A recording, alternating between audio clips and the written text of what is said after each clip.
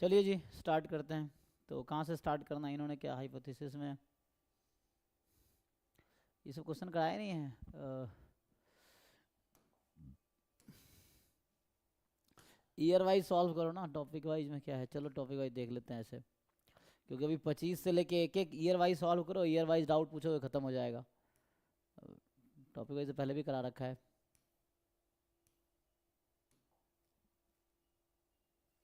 अच्छा गेट का है।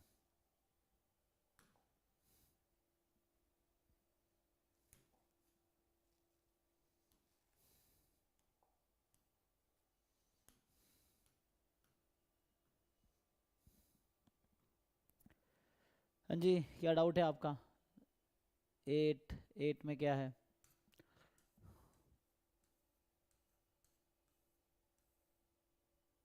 यानी मैक्सिमाइज करना था, क्वेश्चन कराया नहीं है। देखो तो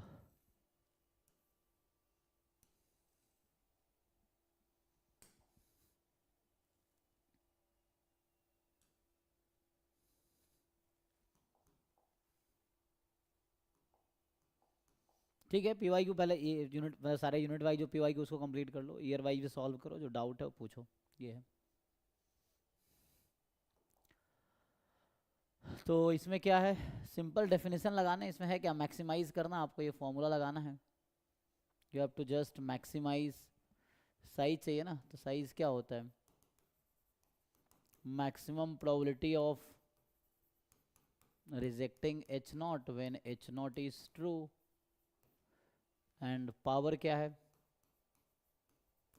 power is also maximum probability of rejecting H not when H one is true. अब बताओ जी जिनका क्वेश्चन है, अनम बताओ क्या डाउट है इसमें, मतलब ट्राई किए हो या ट्राई नहीं किए, डाउट कहाँ है। सर ये है इसे रैंडमाइज टेस्ट से कैसे सॉल्व करेंगे?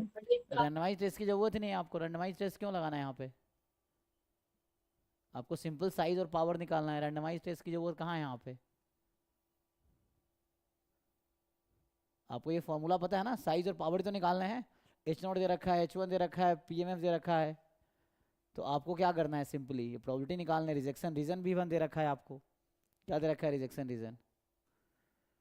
इसमें रैंडमाइज नॉन रैंडमाइज कोई चक्कर ही नहीं, क्योंकि टेस्ट फंक्शन तो है ही नहीं।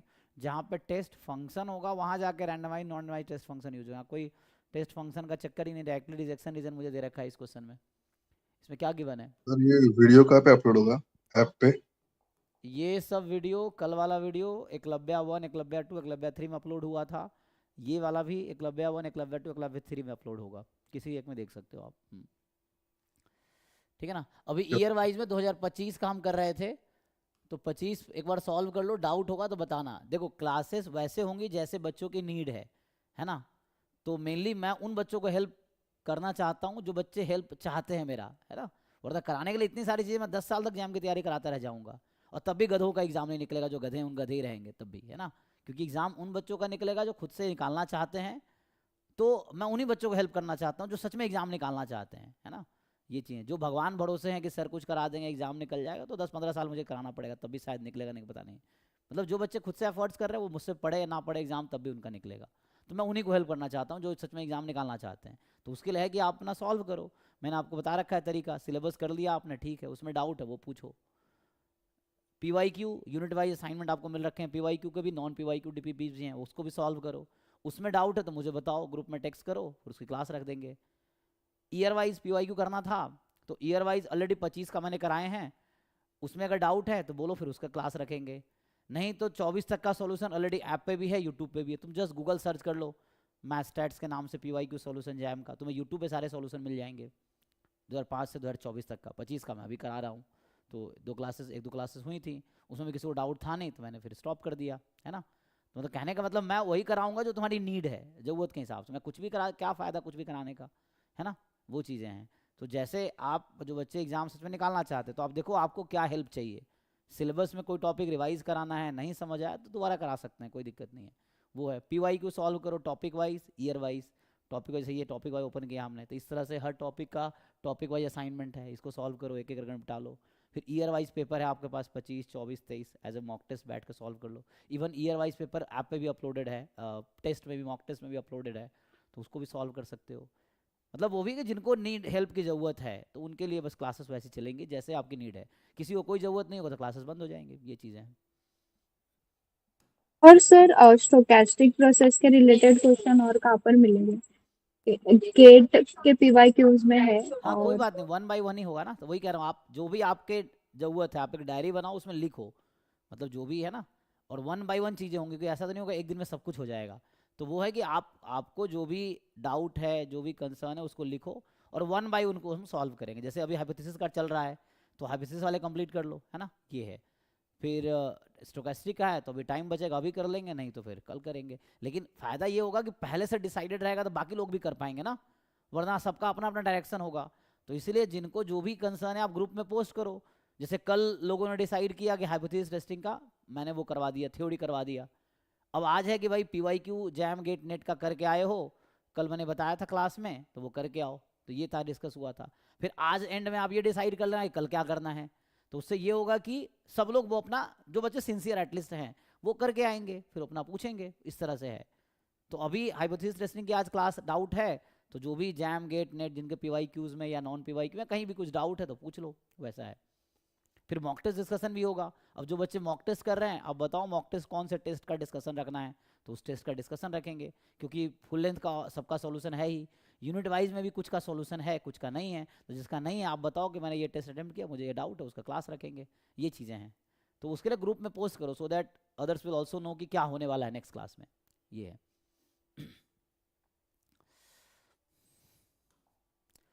एनीवे इसको देख लेते हैं। तो इसमें जो है ना,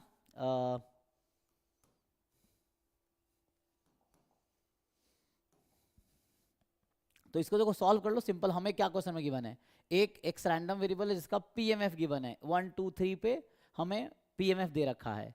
अब बता रखा है कि alpha 1 more than equal to 0 है, अल्फा 2 भी मोर देन इक्वल टू 0 है, और ये अननोन पैरामीटर है सच दैट ये फिक्स है कि alpha 1 plus alpha 2 less than equal to 1 है। दोनों पॉजिटिव है, मतलब alpha plus alpha 2, alpha 1 plus alpha 2 0 1 के बीच है। फॉर टेस्टिंग एच नॉट, तो एच नॉट जो है उसमें है alpha 1 plus alpha 2 is equal to 1। H1 है alpha 1 is equal to alpha 2 is equal to 0, यही है। एंड रिजेक्शन रीजन क्या है, सपोज द क्रिटिकल रीजन।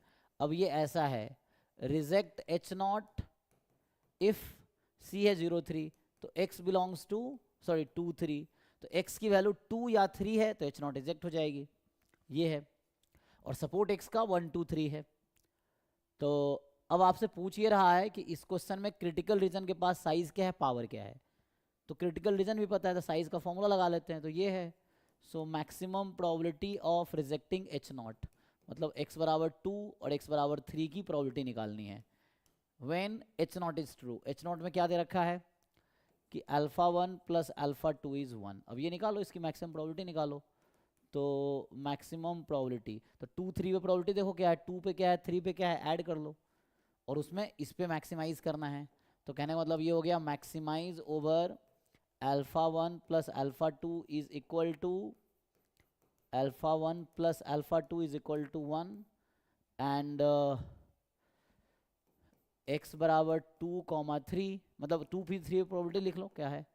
तो 2 पे प्रोबेबिलिटी जो है 2, इसको सिर्फ ऐड करके बताओ, प्रोबेबिलिटी एट 2 प्रोबेबिलिटी एट 3, इसको सिंपली ऐड करके सिंपलीफाई करके बताओ, जिनका डाउट है बताओ। 1 माइनस अल्फा 1 बाई 2 आ जाएगा। सो 1 माइनस अल्फा 1 बाई 2 ये आ रहा है। हाँ ओके ठीक है। तो 1 minus alpha 1 is kind of, यहाँ से अगर देखेंगे, क्योंकि ये कंडीशन मैंने यहाँ इसलिए लिखा क्योंकि गिवन है, तो मैक्सिमाइज करना over this condition.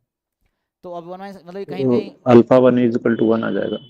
So 0 maximum probability of alpha 2 upon 2 हो जाएगा ये, तो क्योंकि 1 माइनस अल्फा तो अल्फा 2 ही है यहाँ से, 1 माइनस अल्फा 1, तो ये हो गया। अब अल्फा 1 प्लस अल्फा 2 जो था वो आपका 1 था, और हमें इसको मैक्सिमाइज करना है।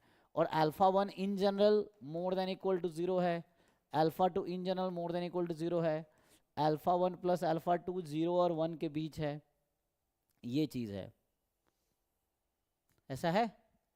तो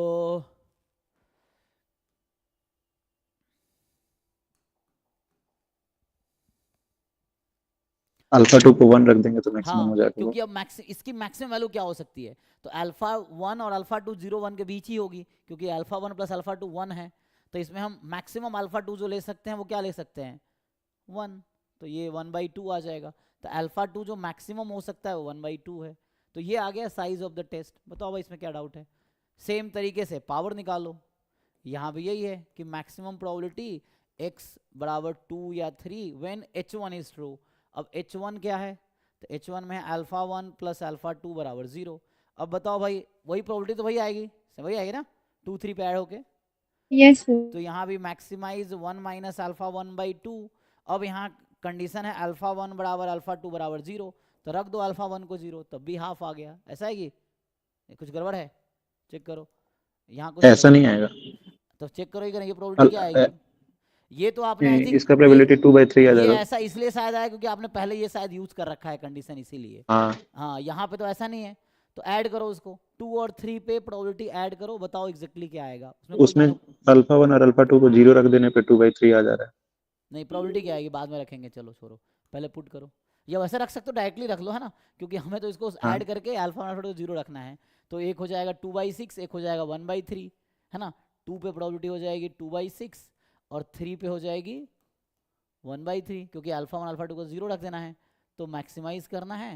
मतलब कहने का मतलब ये है यहाँ पे कि जो प्रोबेबिलिटी 2 और 3 पे है उसमें अल्फा 1 अल्फा 2 को 0 रख दो, तो ये हो गया। तो 1/3 प्लस 1/3 2/3 आ गया, ठीक है। तो ये है। तो आपको क्वेश्चन का डिमांड समझना है ना, ये चीज़ क्वेश्चन में पूछा क्या जा रहा है और अप्रोच समझना है क्या है। सिंपल फॉर्मूला से आ गया। फिर पिछले क्लास में मतलब पिछले कुछ ए में जो ये हुआ था ना, एक बाइवेरिएट से क्वेश्चन था, हम्म वहाँ पे सर मैंने आपको सॉल्यूशन भेजा है, साइन इनवर्स 0.7, मतलब आंसर नहीं मैच कर पा रहा। किसका सॉल्यूशन आपको भेज, बाइवेरिएट क्वेश्चन। समझे नहीं, कल किस टॉपिक का क्वेश्चन था। आज सर आज ही हुआ था, गेट का। तो ठीक है कल पूछो, गेट बैच टाइम में कोई दिक्कत नहीं है, कल गेट बैच के टाइम में पूछो। Okay sir. हाँ हम्म, कल क्लास होंगे ना उसमें डिस्कस करते हैं। आंसर आएगा साइन वर्स रो। रो क्या है आपके क्वेश्चन में, रो आप निकालो, अब पूरा तो कंप्लीट किया ही नहीं। उसमें साइन इनवर्स 7/10 आ रहा है हाँ आंसर। साइन वर्स 7/10 है। अब वो कैलकुलेटर से साइन वर्स निकालो, साइंटिफिक कैलकुलेटर में यूज करो तो आ जाएगा। आप साइंटिफिक कैलकुलेटर में देखो कि साइन वर्स 0.7 कितना है ना, चेक कीजिए तो उसे आ ओके जाएगा। सर। आएगा ओके आएगा। कल पूछूंगा मतलब। हाँ साइंटिफिक कैलकुलेटर जो है ना, मतलब जो स्क्रीन पे कैलकुलेटर रहता है, आप कैलकुलेटर अभी फोन में भी होगा साइंटिफिक कैलकुलेटर, उसमें साइन वर्स 0.7 निकालिए, वो आंसर हो जाएगा आपका। उसके अकॉर्डिंग आ जाएगा जो भी है मैनिपुलेट करके, आप पहले ना उस तरह से आ जाएगा, उससे आ जाएगा देखिए। चलो भाई इसमें आगे देखते हैं अगला क्या है। तो आगे क्या है आपका 8 के बाद 33 34 उनका है, उससे पहले क्या है इसमें डाउट है जी। साफिया आपका या दूसरे पेपर में, सर 19 जैम एमएस। इसी में ना, इस पीडीएफ में या किस में, हाँ पीडीएफ पे। ये क्वेश्चन। हाँ सर। तो इसमें क्या लाइक्लीहुड रेशियो टेस्ट लगाना है आपको। अच्छा ये तो गेट 2025 में भी था ना यही। अच्छा यही तो क्वेश्चन था वहाँ भी। अच्छा मोर देन इक्वल टू है ना, वहाँ था। अभी गेट वाले में कराएं। एनीवे इसमें क्या है, सिंपल आपको लाइक्लीहुड रेशियो टेस्ट लगाना है। इसमें क्या दिक्कत है, लाइक्लीहुड रेशियो टेस्ट पता है ना। तो यहाँ पे मैक्सिमम लाइक्लीहुड फंक्शन जब mu belongs to H not, और यहाँ होता है maximum value of likelihood function when mu belongs to H not union H one, ये है।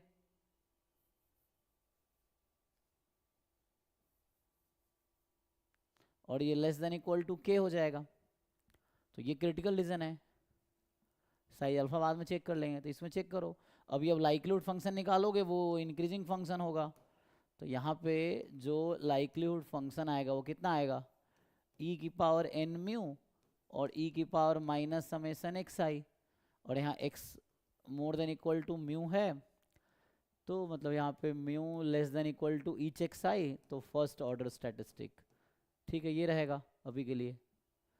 i फ्रॉम 1 to 5 है, मतलब n 5 है, सो n है। तो क्या इसमें दिक्कत क्या आती है? ये है कि अब h0 में आपके पास म्यू 0 से 1 है, और ये लाइक्लीहुड फंक्शन आप चेक करोगे इंक्रीजिंग फंक्शन है म्यू के रेस्पेक्ट में, तो ये मैक्सिमम तब होगा, न्यूमरेटर आपका मैक्सिमम अंडर h0 इस कंडीशन में तब होगा जब आप 1 रखोगे।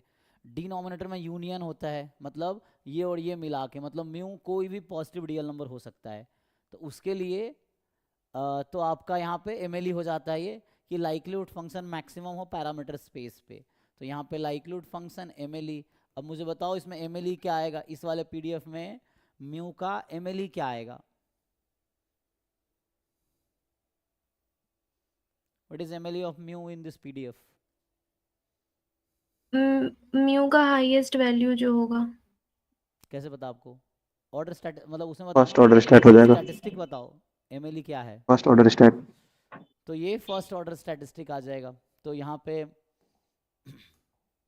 ये है less than equal to k, अभी k1 ले लो, तो likelihood function at 1, likelihood function at first order statistic, यही MLE यहाँ से सॉल्व करोगे तो MLE आएगा, जो म्यू की highest value first order statistics है ना यहाँ पे, तो क्योंकि म्यू तो 0 से लेके फर्स्ट ऑर्डर स्टैटिस्टिक तक है, ठीक है, तो 0 से फर्स्ट ऑर्डर स्टैटिस्टिक तक है, तो ये हो जाएगा less than equal to k1। अब इसको सिंप्लीफाई करो, अब जहाँ लाइक्लीहुड फंक्शन ये जो है ना, एक बार म्यू को हटा के 1 रखो, एक बार म्यू को हटा के फर्स्ट ऑर्डर स्टैटिस्टिक रखो, इससे आंसर आ जाएगा।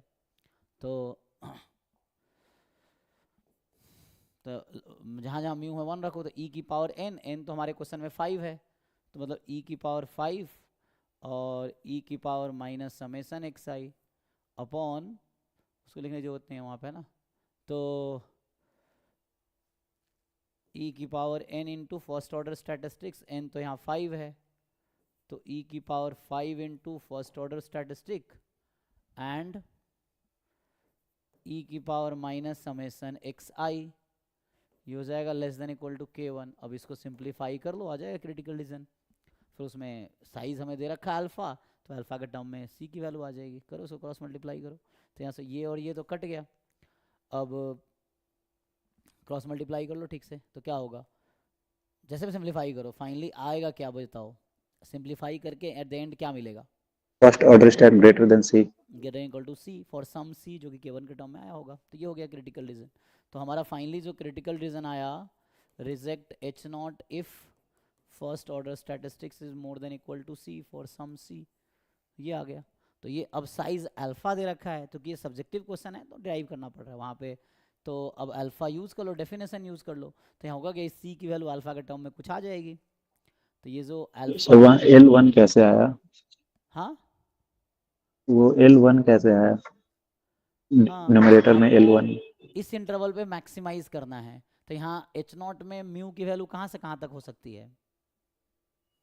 न्यू सर 1 से इंफिनिटी, उल्लू, h0 में क्या लिखा हुआ है? अरे नहीं, h0 में लिखा क्या है, what is h0? Less than 1 है, लेस देन 1, हाँ, और h0 कहाँ से स्टार्ट हो तो रहा है? म्यू माइनस आपका 0 से स्टार्ट हो जीरो रहा है, से 0 से तो 1, h0 में है कि म्यू की वैल्यू 0 से 1 में ही लेना है। अब आपको लाइक्लीहुड फंक्शन को मैक्सिमाइज करना है 0 से 1 के इंटरवल में, तो बताओ what is the Okay. Point of maxima, तो मैं कह रहा हूँ 1 is the point of maxima. अब डिसाइड करो क्यों, क्योंकि ये इंक्रीजिंग फंक्शन है म्यू के रेस्पेक्ट में, तो इंक्रीजिंग फंक्शन है तो म्यू की हाईएस्ट वैल्यू जो होगी उसी पे मैक्सिमम मिलेगी, और h0 में हाईएस्ट वैल्यू म्यू की 1 हो सकती है, ठीक है। लाइक्लीहुड फंक्शन को मैक्सिमाइज करना था h0 में, तो h0 में म्यू मैक्सिमम 1 हो सकता है, तो लाइक्लीहुड फंक्शन मैक्सिमम होगी जब म्यू को हम 1 रखेंगे, क्योंकि लाइक्लीहुड फंक्शन इंक्रीजिंग फंक्शन है म्यू के रेस्पेक्ट में। इंक्रीजिंग क्यों है, एल डैश म्यू निकाल लो, पॉजिटिव आएगा ये। एनीवे, तो यहाँ से आ जाएगा आपके पास x1 more than equal to c, alpha is rejecting h0 when h0 is true, तो h0 फिर से यहाँ भी मैक्सिमाइज हो गया, अब ये h0 तो कंपोजिट हो गया, तो मुझे फिर यहाँ भी मैक्सिमाइज करना पड़ेगा, तो यहाँ लगा दो वर्ड मैक्सिमम, मुझे लगता है 1 ही रखना पड़ेगा, तो मैक्सिमम। अब यहाँ जो म्यू है फिर से म्यू h0 वाला यूज करना पड़ेगा, है ना, व्हेन h0 इज ट्रू। अब निकालो ये प्रोबेबिलिटी, तो यहाँ से आ जाएगी c की वैल्यू, ठीक है भाई, इसको यूज करो, अब इसको सारा सर सिंपलीफाई करो। हाँ जब कंपोजिट हाइपोथेसिस होता है तब हम मैक्सिमम यूज करते हैं। हाँ जनरली, क्योंकि सिंपल में ना मैक्सिमम यूज करने का नीड ही नहीं है। नीड क्यों नहीं, क्योंकि एक ही पॉइंट है, तो हम कंपेयर किसके साथ करेंगे, तो उसी पे मैक्सिमम हो जाएगा, इसलिए मैक्सिमम लिखते नहीं है वहां भी मैक्सिमम ही, लेकिन सिंपल में मैक्सिमम का कोई रेलिवेंस नहीं है वहां पे, क्योंकि अब यहाँ पे म्यू की बहुत सारी वैल्यू है, तो मुझे अब ये डिसाइड करना पड़ेगा कौन से वाले म्यू के लिए मैक्सिमम है वो यूज होगा, इसलिए मैक्स लिख रहे हैं यहाँ पे। सिंपल में नहीं लिखते हैं क्योंकि उस मैक्स का कोई रोल ही नहीं है उस क्वेश्चन में, क्योंकि फिक्स वैल्यू है तो वही पुट करना पड़ेगा, इसीलिए मैक्स है वहां भी लेकिन उसका रेलिवेंस नहीं है वहां सर पे। ठीक है, तो पे डिनोमिनेटर पे एल म्यू म्यू वन लिया करते थे, यहाँ पर हम क्यों नहीं मतलब एच नॉट और एच वन का। नहीं आपने पढ़ा ठीक से, लाइक्लीहुड रेशियो टेस्ट आपको याद नहीं है। आपको जो याद है वो सिंपल वर्सेस सिंपल में वो होता है, जो आप कह रहे हैं ना वो एलआरटी सिंपल, वो एनपी लेमा है ना, उसमें ये होता है कि एच नॉट अगर है म्यू बराबर mu not against H one है म्यू बराबर म्यू वन, है ना, तो इसमें ये होता है कि reject H not if likelihood function at mu not upon likelihood function at mu one less than equal to k. तो ये है ओनली सिंपल वर्सेस सिंपल के लिए, लेकिन इन जनरल आप लाइक्लीहुड रेशियो टेस्ट देखो तो ये है simple versus composite, composite versus composite के लिए ये है। तो यहाँ चूंकि कंपोजिट वर्सेस कंपोजिट है, ये भी कंपोजिट है और ये भी कंपोजिट है, तो कंपोजिट वर्सेस कंपोजिट है तो उसके लिए है ये, और ये सिंपल वर्सेस सिंपल के लिए, यही एनपी लेमा है कि ये मोस्ट पावरफुल क्रिटिकल रीजन है ना, ये जो स्टेटमेंट है मोस्ट पावरफुल क्रिटिकल रीजन ये एनपी लेमा है। तो ये जो है नीमन पियर्सन लेमा ये कहता है कि this is a most simple versus simple के लिए ये क्रिटिकल रीजन लेना है। इन जनरल यही स्टेटमेंट आप किसी भी बुक में देख लो, लाइक्लीहुड रेशियो टेस्ट एक थ्योरम है ना, जो कहता है कि in general this is the critical region. तो यहाँ एच नॉट यूनियन सर एच वन ही होगा, मतलब पूल पैरामीटर स्पेस होगा डिनोमिनेटर में, ये है। सर एनपीली में तो यूनिकनेस ठीक है का सर। कोई गारंटी नहीं देता है, बिकॉज वहाँ पे नहीं, सफिशिएंट स्टैटिस्टिक्स होता साइज है। अगर फिक्स है तो सफिशिएंट हो स्टेट जाएगा।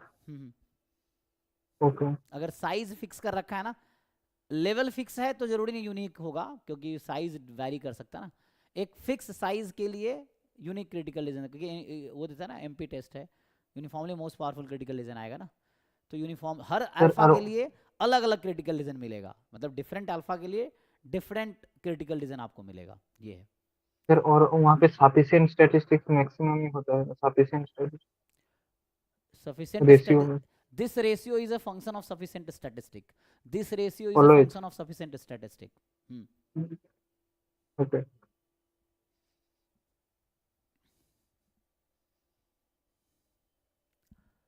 आगे कर पाओगे जी, करो इसकी प्रोबेबिलिटी निकालो, ये तो ऐसा आ गया ना ऑर्डर स्टैटिस्टिक्स आ गया, हाँ सर हो तो जाएगा। यहाँ से थोड़े प्रोबेबिलिटी निकालो, फर्स्ट ऑर्डर स्टैटिस्टिक्स का पीडीएफ निकालो सी से लेके, है ना, जहाँ तक भी इंटीग्रेट करो उसके अकॉर्डिंग थोड़ा सा सॉल्व करना पड़े, क्योंकि ऑब्जेक्ट सब्जेक्टिव तब आता था तब आपको देखना चाह रहा, अब ऑब्जेक्टिव में थोड़ा चेंज होकर आएगा, बट अप्रोच ये है। तो यहाँ से होगा क्या, सी हमारा आ जाएगा सम फंक्शन ऑफ अल्फा, है ना, मान लो सम एच ऑफ अल्फा आ जाएगा, है ना, सम कांस्टेंट आ जाएगा, या सी ऑफ अल्फा लिख दो, तो ये सी जो होगा सी ऑफ अल्फा होगा, मतलब अल्फा के टर्म में कुछ आएगा, ये है। तो नेक्स्ट क्या है, 22 फिर 22 फिर 33, हाँ। सो सर इसका क्रिटिकल रीजन मैंने निकाल लिया है, बट वो इसके बाद आंसर से कैसे मैच किया जाए वो नहीं समझ आ रहा है। देखते हैं चलिए। तो इसमें जो है कि तो हमें तो consider the normal population with unknown mean mu variance sigma square 9 है ना, and H not H one है, और ये सैंपल साइज 100 है, मतलब ऐसा है x1 x2 x100, ये आईआईडी है नॉर्मल म्यू कॉमा 9, ऐसा है। सो आईआईडी नॉर्मल म्यू कॉमा 9,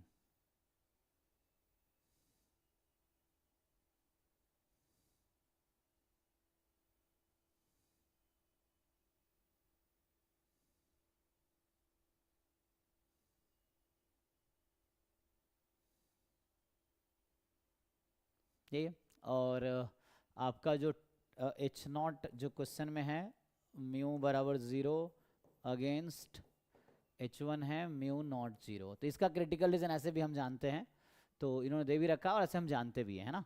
तो हमने पढ़ा है कि इसका जो क्रिटिकल रीजन होगा कि reject h naught if mod of x bar by theta naught। x bar minus mu naught या theta naught under h naught जो होता है वो upon sigma by root n।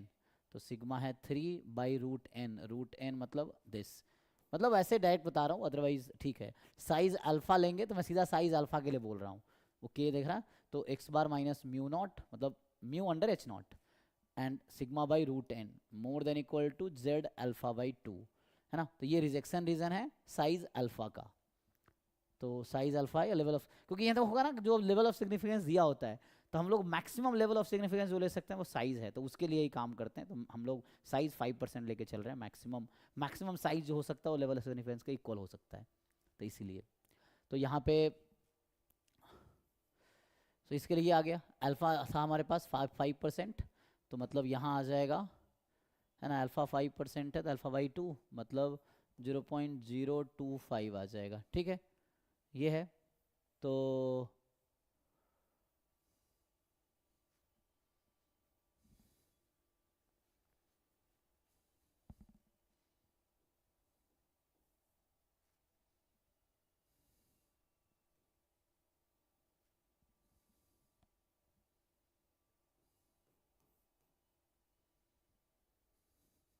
यहाँ तक ओके। अब देखो तो k यहाँ से मतलब k जो उन्होंने दे रखा वो k यहाँ से निकल आएगा, है ना। तो यहाँ से क्या आएगा, k 0.588 आ रहा अच्छा है। आपने वहाँ तक निकाल लिया, ठीक है। तो इसको सिंप्लीफाई करेंगे तो x bar more than equal to 3/10, और ये क्वेश्चन में दे रखा होगा फर्स्ट पेज पे, है ना। तो आप ये कह रहे हैं कि इसको आपने सिंप्लीफाई कर लिया तो आ गया कितना 0.8858। चलिए तो ये आपका 0.58 आ गया, यहाँ तक ओके है। तो क्वेश्चन में जो कि क्रिटिकल रीजन दे रखा है तो k जो क्वेश्चन में है वो k हमें मिल गया, तो जो है ना। अब क्वेश्चन में जो पैरामीटर या वेरिएबल यूज होगा या जो कांस्टेंट यूज होगा उसको आप मैनिपुलेट नहीं कर सकते, एज इट इज रखना पड़ेगा। तो हमारा k जो क्वेश्चन वाला है वो k मुझे मिला 0.58, ठीक, यहाँ तक हो गया। तो अब क्वेश्चन ये है, then which of the following is a possible 90% confidence interval for mu. 90% confidence interval for mu, तो वैसे फॉर्मूला क्या होता है, लेकिन फॉर्मूला यहाँ लगाएंगे तो हमें वो नहीं पता ना, एक्स बार नहीं पता। अगर फॉर्मूला आप लिखेंगे भी तो होता क्या है, क्योंकि म्यू सिग्मा तो नोन है, तो x bar minus sigma upon root n z alpha by 2 से x bar plus sigma by root n z alpha by 2, यही होता है। तो अगर आप यहाँ ये यूज़ करेंगे तो एक्स बार आपको नहीं पता है तो, और सिग्मा आपको पता है कि 3 है, रूट एन पता है 10 है, तो ये कितना है, अच्छा यही तो था वो 0.58 ही होगा ना, ये तो के ही तो है, ये यही होगा, के यही होगा। हाँ कितना होगा ये 0.58 ही होगा ना ये तो, क्योंकि हाँ के वही तो बनना है, सिग्मा बाई रूट एन ही तो था के वहाँ पे, और इंटू जेड अल्फा बाई 2, जी सर यही होगा। ठीक है। हाँ तो यहाँ तक आ गया एक्स बार प्लस 0.58, ये है आपका। अब आप सोचो क्या होगा, तो यहाँ पे जो है, ठीक है यहाँ तक। अब ये वैल्यू क्या हो सकती है इनमें से, ये देखना है। तो मतलब इन्होंने ओपन लिया, कोई दिक्कत नहीं, आप ओपन लोगे कोई दिक्कत नहीं है, ठीक है। सो क्वेश्चन के जरूरत के हिसाब से ओपन इंटरवल लेते हैं। अब देखना है ये वाला इंटरवल इन चारों में से कौन सा हो सकता है, आपको ये देखना है। एक्स बार को सर 0 लेंगे तो नहीं, एक्स बार को 1 लेंगे तो ये ऑप्शन हो जाएगा। 1 लेंगे तो क्या 1 हो सकता है एक्स बार, ये सोचना है। हाँ हाँ जैसे चारों ऑप्शन क्योंकि में पुट करके देखो तो ये पहला ऑप्शन बनने के लिए एक्स बार को 1 होना पड़ेगा, ये कह रहे हो ना आप। तो ए में ये ऑप्शन ए के इक्वल करेंगे अगर हम, तो एक्स बार को क्या होना पड़ेगा 1, ये कह रहे हो आप, ठीक है। हाँ ये ऑप्शन को बी होने के लिए ये ऑप्शन बी ऑप्शन के इक्वल कर दो, तो एक्स बार को क्या होना पड़ेगा, तो यूनिक एक्स बार मिलेगा ही नहीं, तो मतलब ये ऑप्शन ऐसे ही गलत हो जाएगा, क्योंकि एक्स बार तो कॉमन है ना, तो यहाँ कॉमन मिलना चाहिए। मतलब इस नंबर को इसके इक्वल पुट करो, इस नंबर को इसके इक्वल पुट करो, दोनों एंड को, तो एक्स बार तो कॉमन वैल्यू मिलना चाहिए, क्योंकि एक्स बार तो एक ही है, कॉमन है। तो एक्स बार की वैल्यू दोनों साइड से सेम, दोनों इक्वेशन से सेम आना चाहिए, कॉमन नहीं मिलेगा ना, तो बी तो ऐसे ही आउट हो गया। इस ऑप्शन को सी वाले ऑप्शन के इक्वल पुट करो, एक्स बार क्या मिलेगा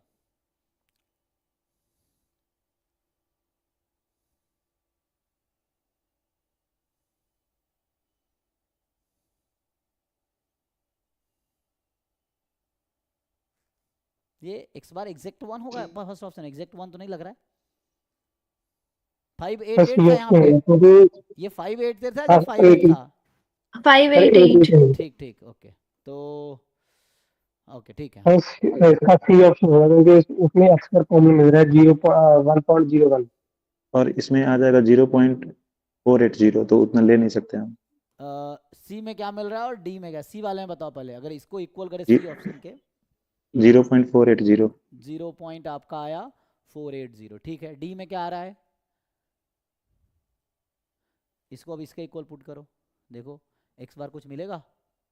आई थिंक ये भी यूनिक नहीं आएगा, अलग अलग आएगा, चेक करो। हाँ है जी, चेक करो। सर बट मेरा सी तो सी में एक्स बार का वैल्यू 1.01 आया सी में।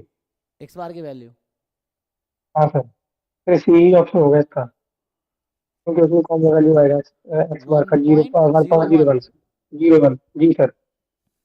और डी फिर आउट हो जाएगा क्योंकि डी में कॉमन एक्स हाँ। बार नहीं मिलेगा शायद, चेक कर लो। नहीं मिलेगा। ओके तो अब आपको ए और सी में से डिसाइड करना है कि कौन सा ऑप्शन सही हो सकता है, मतलब यही हमारा ऑप्शन है।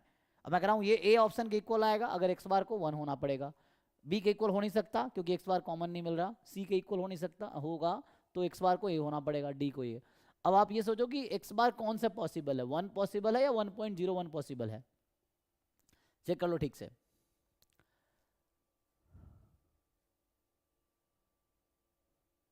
तो इसमें क्या पॉसिबल है? तो आप देखो आपका क्या था कि ये जो रिजेक्शन रीजन है मॉड एक्स बार जो है वो क्या था 0.058 से ज़्यादा होना चाहिए। मतलब यहाँ पे आई थिंक ये तरीका यूज़ हो रहा है कि एक्स बार की वैल्यू रिजेक्शन रीजन में होना चाहिए। एक्चुअली होता क्या है ना, वी रिजेक्ट एच नॉट। इसने कहा है based on the sample the test of the form this reject the null hypothesis. Question में गिवन है कि वी रिजेक्ट नल हाइपोथेसिस, ये क्वेश्चन में गिवन है आपको। देखिए बेस्ड ऑन दिस सैंपल, जो सैंपल आपको दे रखा है the test of the form this, जो कि हमने भी निकाला, this reject the null hypothesis at 5% level of significance. तो ये लाइन कहना चाह रहा है कि जो हम लोग एच नॉट को रिजेक्ट कर रहे हैं, तो मतलब जो रिजेक्शन रीजन जो है ना, मतलब H not we are rejecting H not, तो एक्स बार को एच नॉट में होना पड़ेगा, ये एक्स बार को रिजेक्शन रीजन में होना पड़ेगा। तो रिजेक्शन रीजन में क्या आएगा, इनमें से कौन सा आएगा? दोनों आएगा, तो दोनों आ जा रहा है, तो कुछ तो गड़बड़ है, आप लोगों ने कुछ तो गड़बड़ किया है, चेक करो। सर हमारी जो एक्स बार की वैल्यू 1 है, हाँ सर जो हमारा इंटरवल है उसमें हम एक्स बार की वैल्यू 1 और 1.01 सी ऑप्शन रखेंगे फॉल्स है। तो वो ए को सेटिस्फाई नहीं करेगा। तो बताओ ना क्या अरे है। अरे इसमें जो आपने ऑप्शन लिखा उसमें एक्स बार का वैल्यू 1 नहीं है, सर उसमें डिफरेंस आएगा तो उसमें नहीं आएगा एक्स बार का क्योंकि 1 तो सेटिस्फाई नहीं कर रहा। तो तो इसका बताओ सही ना क्या है, ऑप्शन वही सही तो पूछ होगा। रहा हूँ क्या ऐसा होगा, इतने लोग, वही तो अपना कैलकुलेशन खुद करो ना। अब मान लो किसी ने गलत बोल दिया, सबने मान लिया, अरे भाई तुम्हारे पास पेन है, दिमाग है, यूज करो ना उसको।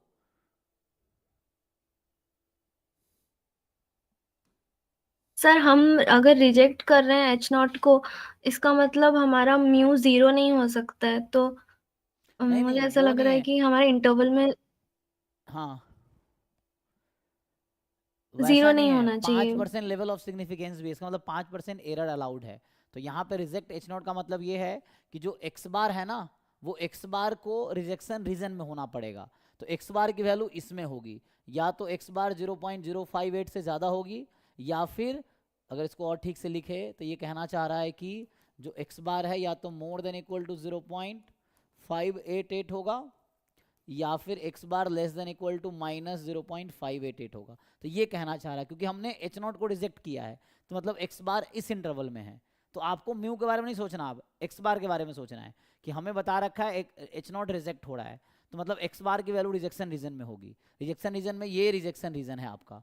अब देखो ऑप्शन के हिसाब से पहले तो ये बताओ, मतलब इस वाले क्वांटिटी को इसके इक्वल पुट करो, इस वाले क्वांटिटी को इसके इक्वल पुट करो, दोनों इक्वेशन से बताओ एक्स बार की वैल्यू क्या आ रही है।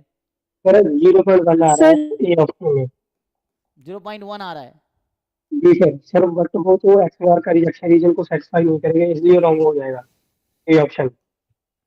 अब इन दोनों में से ये देखना हाँ है कि कौन सी वैल्यू रिजेक्शन रीजन में है। ये जो ए और सी आया है, ये ए ऑप्शन है, जब x बार 0.1 है, क्या ये x बार रिजेक्शन रीजन में है या नहीं है, क्वेश्चन ये है। नहीं सर। तो ये आउट हो गया। नहीं। क्या ये रिजेक्शन रीजन में है, जी सर होगा। तो ये सही है, हो गया।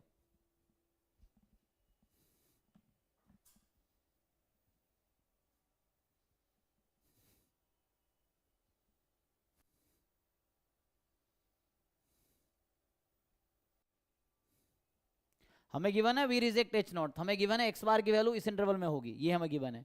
तो एक्स बार यहाँ जो लेंगे, जो एक्स बार आएगा ऑप्शन के हिसाब से वो इसमें आना चाहिए, तो वो सिर्फ सी ऑप्शन में आ रहा है।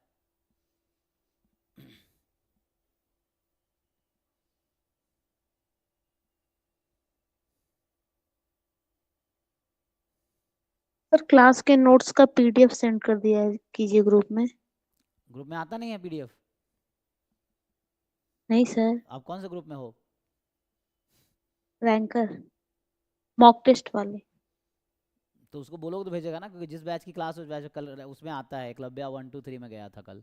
तो जिसमें नहीं आता ग्रुप में लिखो ना, उसमें लिखो, ग्रुप में जो भी कंसर्न है ग्रुप में लिखो, कोई ना कोई आपको हेल्प करेगा, बच्चा हेल्प करेगा, कोई टीम का मेंबर हेल्प करेगा, है ना। मैं सिर्फ, मेरा रोल सिर्फ टीचिंग का है, बाकी सारा रोल कोई और संभाल रहा है ना यहाँ पे। इसमें मेरा रोल ओनली टीचिंग मैं करता हूँ, मैं तभी टीचिंग करके मैं चला जाऊँगा, बाकी चीज़ें अपना टीम है वो करती है। तो आप ग्रुप में पोस्ट करो, जो कंसर्न पर्सन है वो हेल्प करेगा आपको, ये चीज़ है। नोट्स भी मैं नहीं भेजता हूँ, है ना, नोट्स कोई और भेजता है, जिसका काम है, सबका काम बटा हुआ है, तो वैसा है। मैं सिर्फ पढ़ाता हूँ और कोई काम नहीं मेरा। तो ग्रुप में लिखो, आपको कोई बच्चा भेज देगा या हमारे टीम वाले कोई भेज देंगे, वो नंबर है ना 88 वाला, उस पर उसको टैग करो, भेज देगा आपको।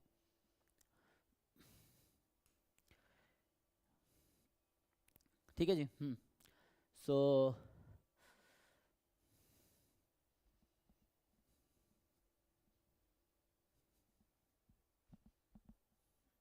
अगला क्या था, 19 और 22 हो गया ना, उनका है 33। सो 33 देखिए,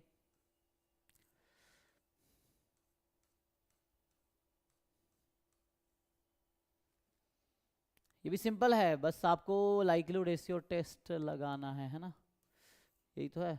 सर इसमें वाई आई क्या फॉलो करेगा डिस्ट्रीब्यूशन? जरूरत नहीं है, आप एक्स आई में आंसर निकालो, बाद में वाई आई में चेंज कर दो। जैसे हमें डिस्ट्रीब्यूशन की इसमें जरूरत है ही नहीं ना, डिस्ट्रीब्यूशन की कहीं जरूरत नहीं है, हमें क्रिटिकल रीजन चाहिए, क्रिटिकल रीजन के लिए डिस्ट्रीब्यूशन की कोई जरूरत नहीं है। तो अब आपको क्या करना है, जैसे पहले एक सैंपल दे रखा है, तो आप ये तो कर सकते हो ना, जैसे मैं आपको बोलूँ कि x1 x2 xn, ये IID है नॉर्मल थीटा कॉमा 1, अब h0 है theta is equal to 1 against h1 है theta is not equal to 1। तो पहले आप इसका क्रिटिकल रीजन निकालो, निकाल पाओगे? रिजेक्ट h0 निकालो, xi के टर्म में क्या आएगा, ये पहले सॉल्व करो। ये सिंपल क्वेश्चन है, लगाना लाइक्लीहुड रेशियो टेस्ट, जो पहले कह रहा था वही। L1 अंडर h0 L1 है, और अंडर जब सिंपल वर्सेस कंपोजिट होगा तो डिनोमिनेटर में h0 यूनियन h1, मतलब होल पैरामीटर स्पेस। तो होल पैरामीटर स्पेस पे लाइक्लीहुड फंक्शन मैक्सिमम होता है कब, जब थीटा की वैल्यू mle होती है। तो यहाँ लिखना होगा mle। अब नॉर्मल में mle क्या होता है, तो नॉर्मल में mle है x bar less than equal to k। इसको सिंप्लीफाई करो, क्या आता है क्रिटिकल रीजन। सर यहाँ पे एक क्रिटिकल रीजन फाइंड आउट करने है, एनपी लेमा नहीं यूज करेंगे? नहीं, एनपी लेमा सिर्फ सिंपल वर्सेस सिंपल में काम आता है। यहाँ पे कहीं पे मोस्ट पावरफुल लिखा भी नहीं है ना, लिखा है कहीं मोस्ट पावरफुल है। एनपी लेमा तभी काम आएगा जब मोस्ट पावरफुल क्रिटिकल रीजन है और सिंपल वर्सेस सिंपल है। ये तो simple versus composite, NP lemma क्यों काम आएगा?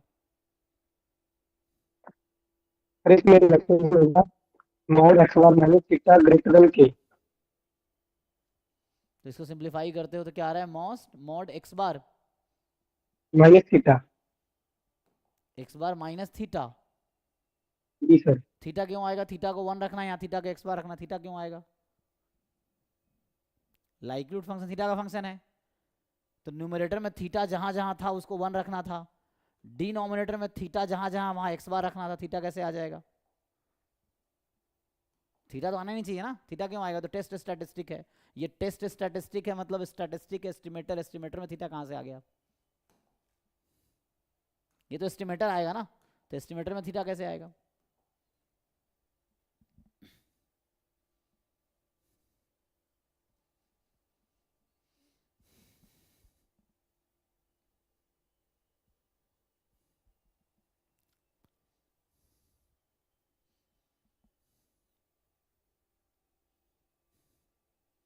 सिंप्लीफाई करो इसको।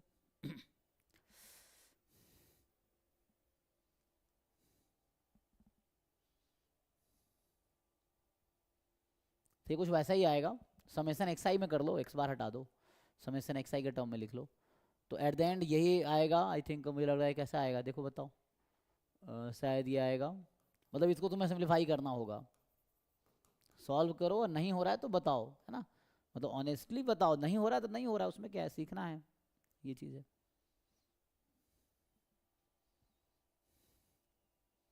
तो ये कुछ ऐसा ही आएगा, summation x i more than equal to ऐसा लेस देन इक्वल टू, है ना, मान लो सम k1 या c1, और मतलब यूनियन है यहाँ पे, summation x i more than equal to c2, इस तरह से कुछ आएगा।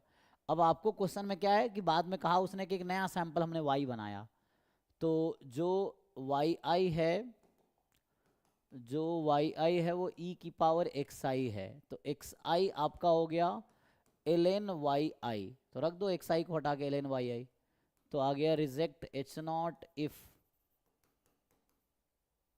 Summation ln yi less than equal to c1 और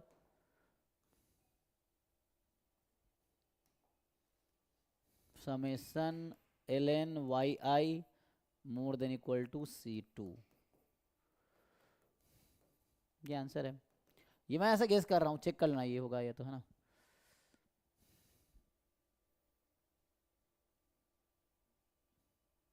तो ये तुम आगे खुद से इसको सिंप्लीफाई करो और क्या आता है देखो, ये चीज है।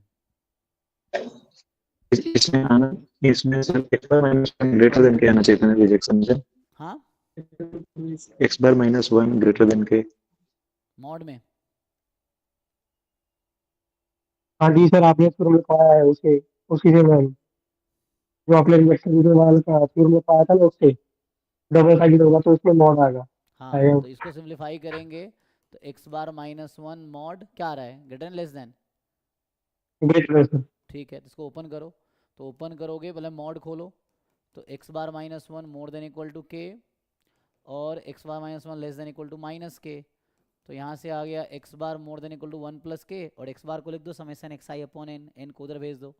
तो कहने का मतलब फाइनली ये और सिंप्लीफाई करोगे तो summation x i more than equal to c1 या पहले c2 कर दो, और यहाँ से आएगा summation x i less than equal to c1, ऐसा कर दो, क्योंकि मैं ऑप्शन में जाना चाह रहा हूँ इसलिए वैसा कर रहा हूँ।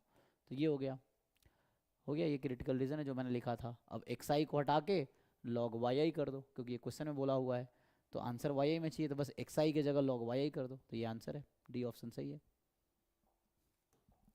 चूंकि मैंने सॉल्व करा रखा है पहले डाउट में, तो मुझे थोड़ा बहुत याद है इसलिए मैंने लिख दिया, उस तरह से है।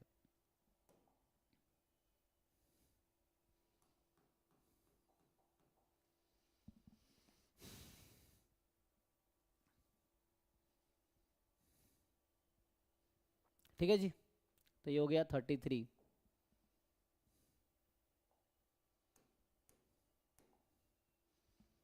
थर्टी फोर है आगे, है ना, सो 34 भी सिमिलर ही तो है, बस थोड़े से कैलकुलेशन। हाँ सर, वो हो जाएगा ना, LH not upon LH1, PDF का रेशियो ले लो, थोड़ा सिंप्लीफाई करना, मतलब लाइक्लीहुड फंक्शन निकालो, दोनों के लाइक्लीहुड फंक्शन का रेशियो ले लो LH नॉट अपॉन LH1, तो बस उससे आ जाएगा।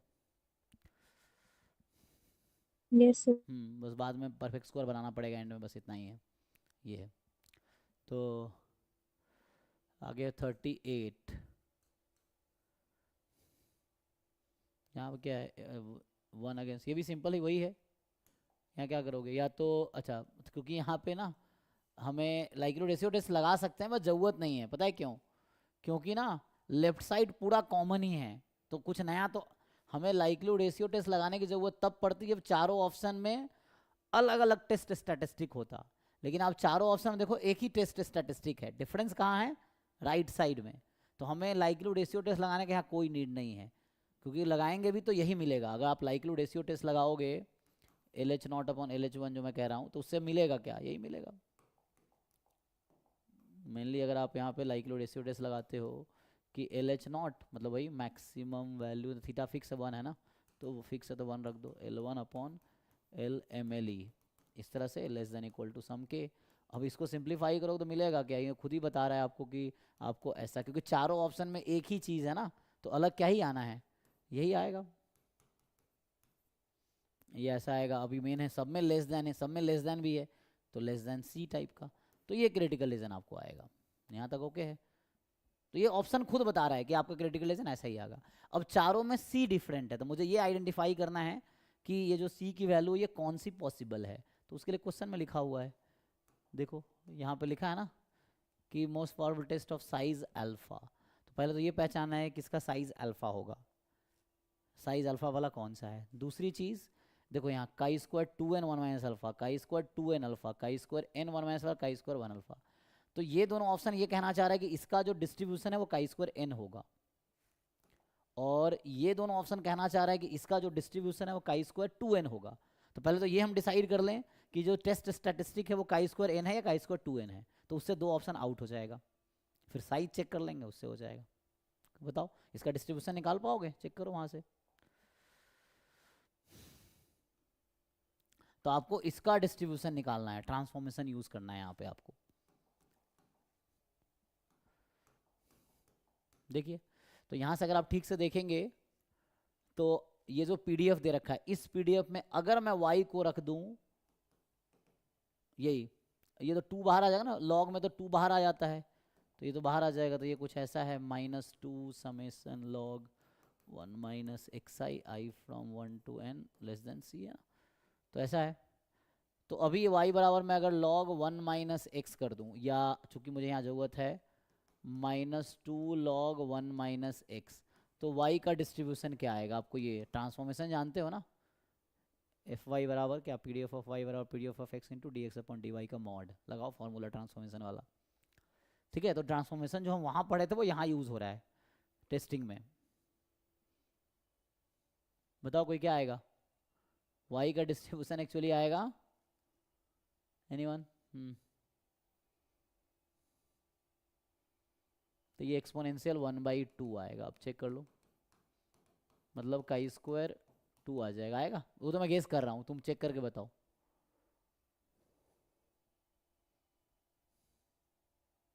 ऐसा होगा क्या, क्वेश्चन ये है, निकालना आता है। x का पीडीएफ वो है, y हमारा माइनस लॉग 1 माइनस एक्स है, तो y का पीडीएफ निकालो क्या आएगा ट्रांसफॉर्मेशन के फॉर्मूला से।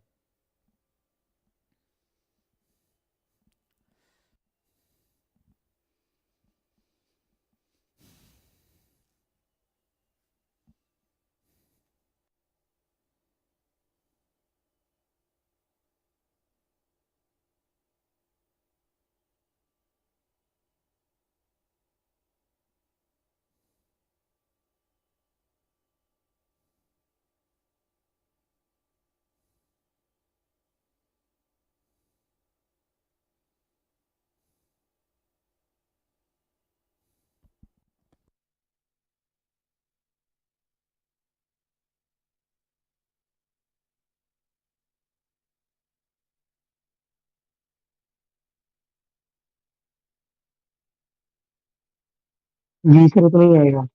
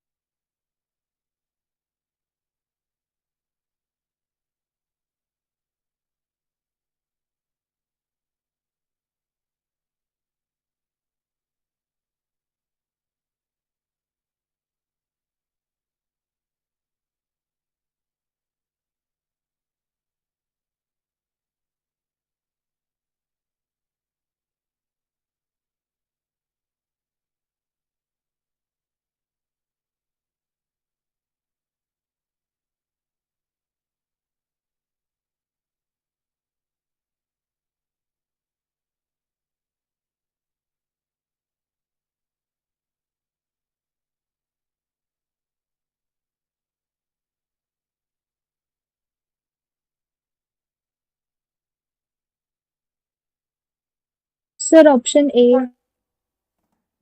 ठीक है, तो इसका डिस्ट्रीब्यूशन क्या, काई स्क्वायर 2 आ रहा है, तो इससे ये जो क्वांटिटी है ये जो हमारा है, तो समेसन -2 ln 1 माइनस xi, इसका डिस्ट्रीब्यूशन काई स्क्वायर 2n होगा।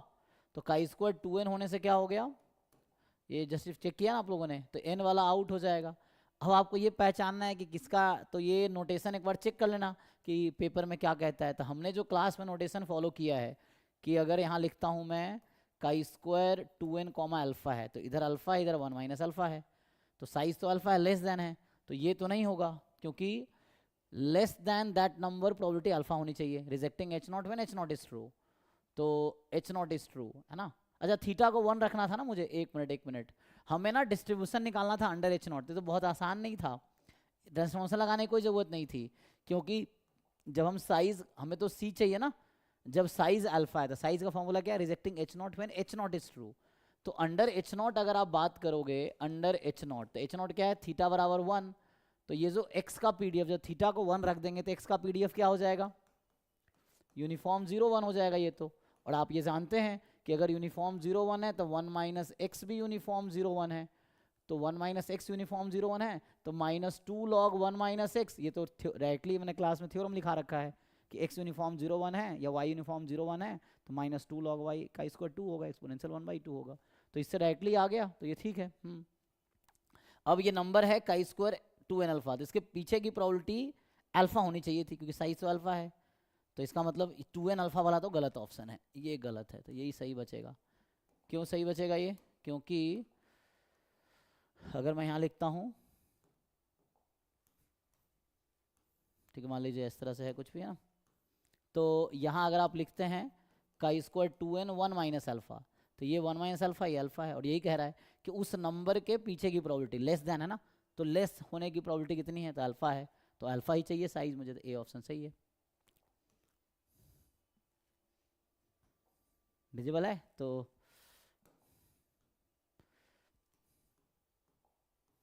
अब जिनको डाउट है बताओ भाई, इस क्वेश्चन में अगर कहीं पे डाउट हो तो पूछो।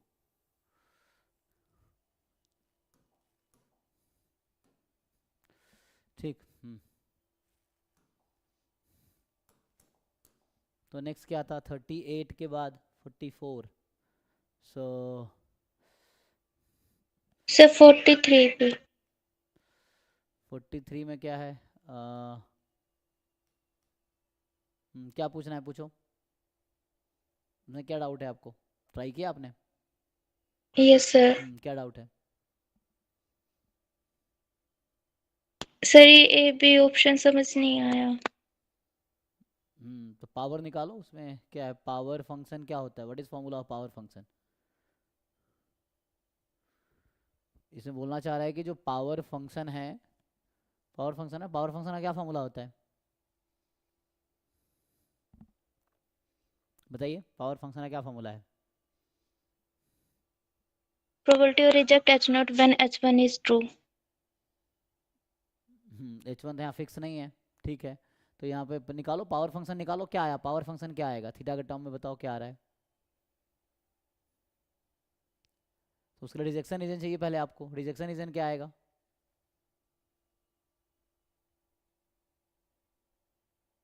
क्योंकि पावर निकालने का रिजेक्शन रीजन चाहिए ना, पहले रिजेक्शन रीजन बताइए क्या आया आपका, व्हाट इज रिजेक्शन रीजन, अभी कल की क्लास में जो थ्योरी बताया था उससे एक लाइन में पता चल जाएगा रिजेक्शन रीजन क्या है, मोनोटोन लाइक्लीहुड रेशियो प्रॉपर्टी से सोच के बताओ क्रिटिकल रीजन क्या है, फिर डिस्कस करते हैं। 44 देखिए जिसमें क्या है, तो इसमें क्या दिक्कत है,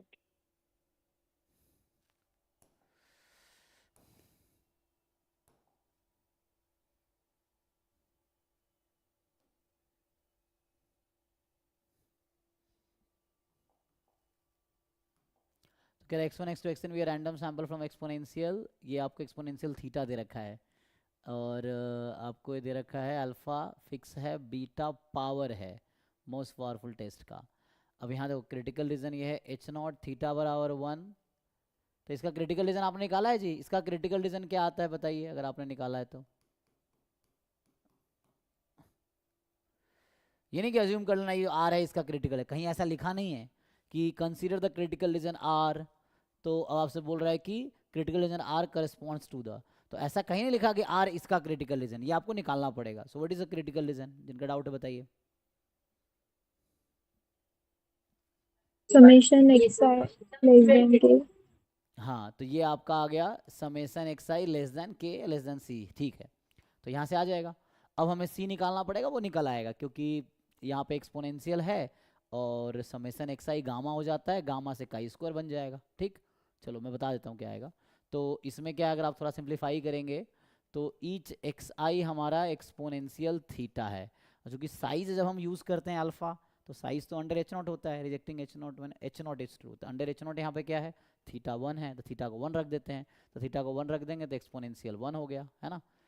तो एक्सपोनेंशियल 1 है तो समेसन एक्स आई क्या होगा, है ना। तो ये एक्सपोनेंशियल जो होगा ये गामा हो जाएगा कितना, n,1, क्योंकि ये गामा 1,1 था तो फर्स्ट पैरामीटर ऐड होता है। अब इसको अगर मैं काई स्क्वायर में लिख पाऊंगा क्या अभी, तो इसके लिए 1/2 चाहिए, तो मुझे 2 से मल्टीप्लाई करना पड़ेगा।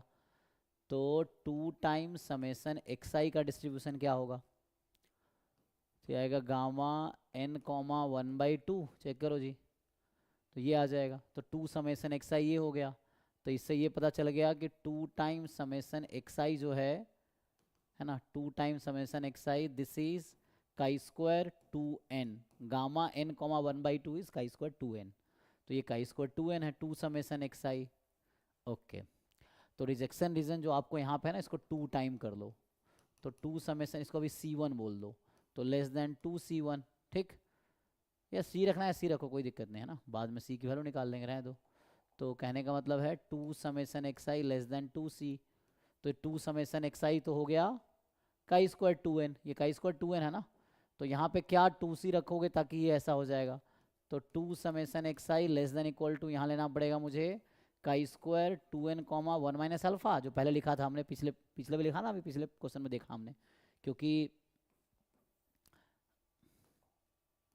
मतलब साइज अल्फा करना है मुझे, तो काई स्क्वायर 2n 1 माइनस अल्फा लेंगे, इधर अल्फा रहेगा, इधर 1 माइनस अल्फा रहेगा, तो लेस देन प्रोबेबिलिटी है ना, यहाँ भी लेस देन है, तो लेस देन है तो क्या होना चाहिए, काई स्क्वायर 2n 1 माइनस अल्फा हो जाएगा, ठीक है, यहाँ तक चेक कर लो, तो ऐसा आ गया, काई स्क्वायर 2n 1 माइनस अल्फा, तो ये 2 को इधर भेज दो, तो फाइनली ये हो गया कि summation x i less then 1/2 काई स्क्वायर 2n 1 माइनस अल्फा, ये अपना चेक कर लो। तो ये फाइनली आपका रिजेक्शन रीजन आ गया, है ना, ये है रिजेक्ट एच नॉट इफ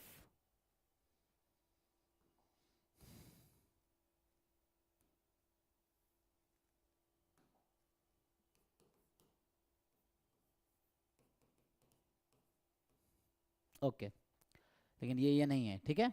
अच्छा, तब समझते हैं कहना का ऑप्शन क्या कहना चाह रहा है। अच्छा, इसने बता रखा है कि क्या है, इसके आगे की प्रोबेबिलिटी गामा है, ठीक है। तो पहला कह रहा है कि ये जो क्रिटिकल रीजन आर है, ये आर मोस्ट पावरफुल है इसके लिए, ऐसा तो नहीं है, यहाँ मोर देन है लेकिन हमारा तो लेस देन आया, तो पहला तो हो गया आउट, ठीक। कह रहा है मोस्ट पावरफुल टेस्ट है साइज 1 माइनस अल्फा का, जब 2 है H0 और H1 1 है, मतलब उल्टा कर दिया, ठीक है। देखते हैं most powerful test size beta का जब H0 2 1 है, तो इन तीनों ऑप्शन में प्रॉब्लम ही बदल गया, है ना। मतलब BCD ऑप्शन में हुआ क्या है, तो अब ये या तो थ्योरम के थ्रू प्रूव करूं या इसको मैं सॉल्व करके दिखाऊं। तो अगर आप ऐसा देखोगे यहाँ पे होता क्या है, ये जो होगा एक्चुअली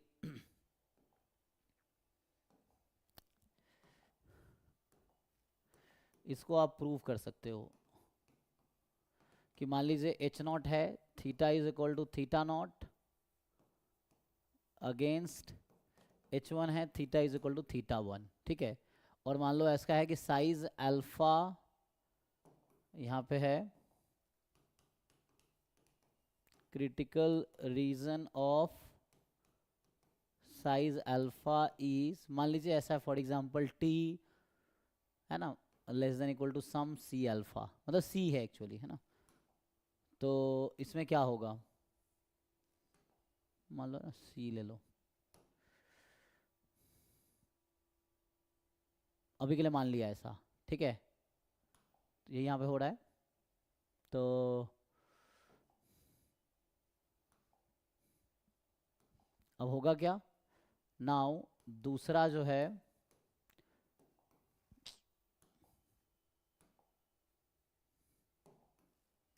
तो इसका साइज जो इसका ना साइज जो है वो अल्फा है, एंड पावर जो है वो अभी मान लो बीटा है, ठीक है।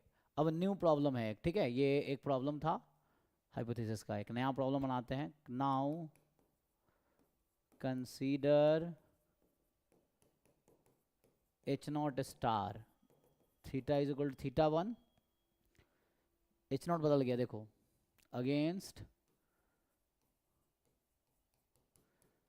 H1 स्टार, मतलब नया H0 H1 नया बना रहे हैं, नया प्रॉब्लम। तो यह है theta is equal to theta not, ऐसा है।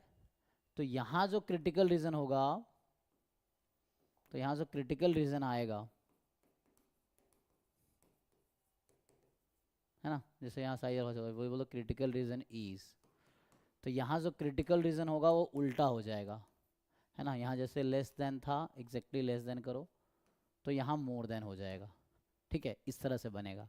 और इसका अगर आप साइज निकालोगे तो आएगा 1 माइनस बीटा, और इसका जब आप पावर निकालोगे तो आएगा 1 माइनस अल्फा।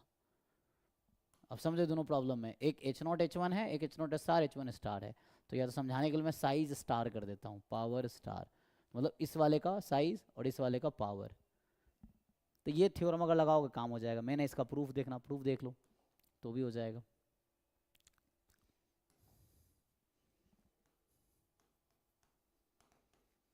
तो मैंने ऐसा थ्योरम में लिखा दिया, क्वेश्चन में भी यूज कर सकते थे। तो ये है कि अगर इस वाले टेस्ट में साइज अल्फा और पावर बीटा है, तो यहाँ पे साइज 1 माइनस है ना, ये होगा 1 minus beta, power 1 minus alpha.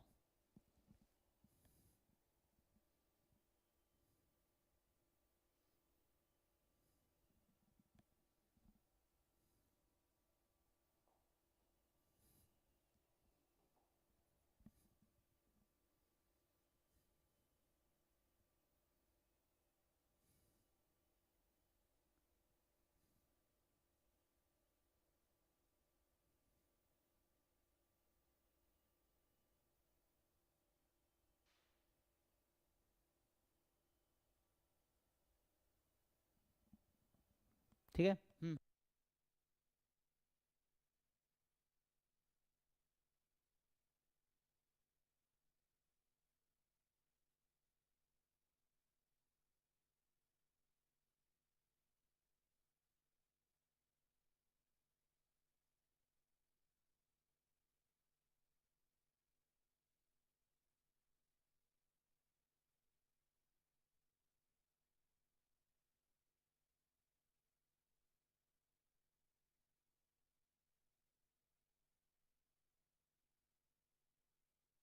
एक मैथ मैथ ऑनलाइन का ऐप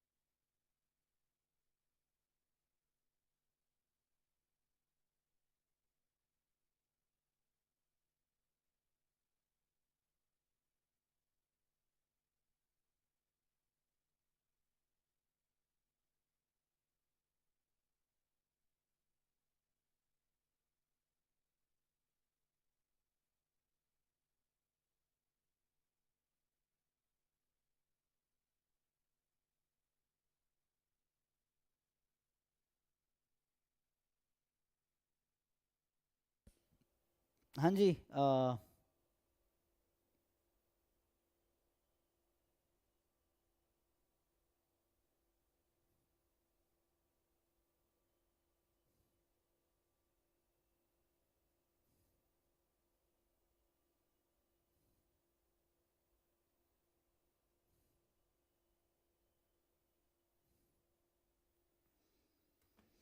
हाँ सो क्या कह रहे थे, ये लगाओ जी, हो जाएगा इससे, देखो अब बताओ।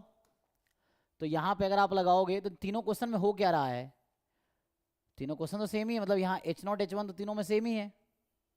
तो इसमें होगा कि जो इसका यूजर ऑप्शन है इसका जो साइज होगा वो 1 माइनस बीटा, उसका पावर बीटा था ना, हाँ, और इसका जो साइज नया वाला साइज जो है न्यू टेस्ट का साइज, और इसका जो पावर हो जाएगा वो 1 माइनस अल्फा हो जाएगा। तो अब देखिए कौन सा सही कौन सा गलत, ये थ्योरम अगर यूज़ कर लें काम प्रूव करके देखिए उससे भी हो जाएगा। तो ये कह रहा है कि साइज 1 माइनस बीटा है, ये सही है, कह रहा है साइज बीटा है, ये गलत है, पावर 1 माइनस अल्फा है, नहीं साइज 1 माइनस अल्फा कह रहा है, तो ये गलत है। ठीक, उस तरह से आ जाएगा, तो सिर्फ डी सही है। चेक करो, डाउट बताओ, क्या दिक्कत है।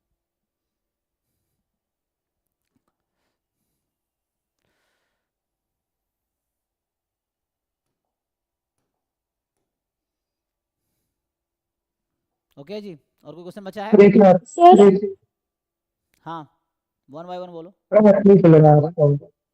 क्या? सर टेस्ट देने वाला ऐप नहीं चल रहा, जो मैसेज होने वाला ऐप है ना वो ओपन नहीं हो रहा, जो मैसेज का लोग है वो भी ये सिर्फ दिखाई दे रहा है। मुझे समझ नहीं आया, किसी को समझ आया क्या कहना चाह रहे हैं?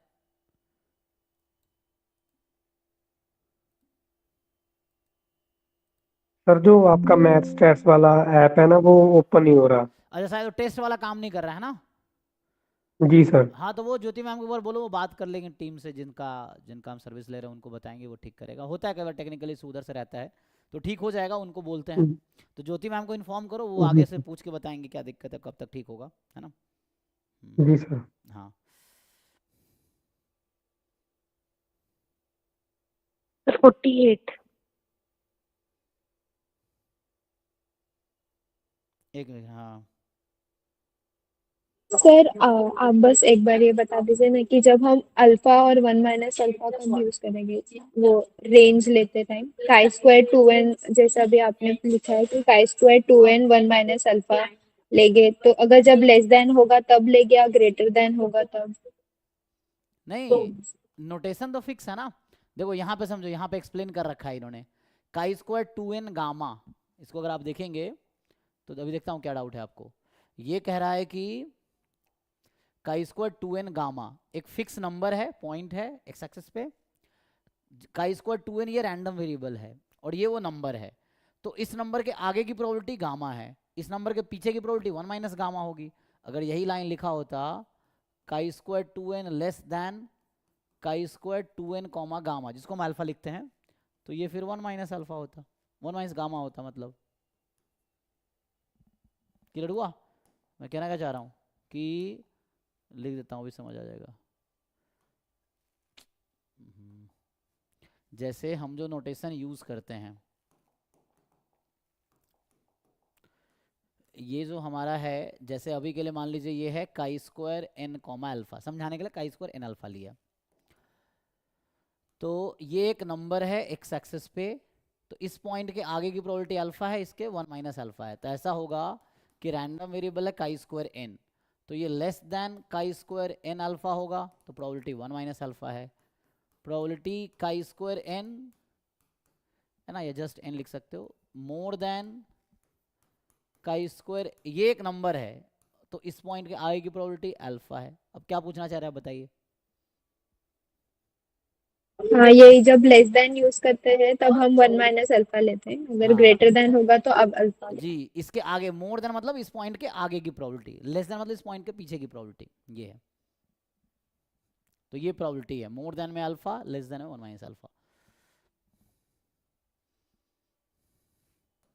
यस। ठीक है ना।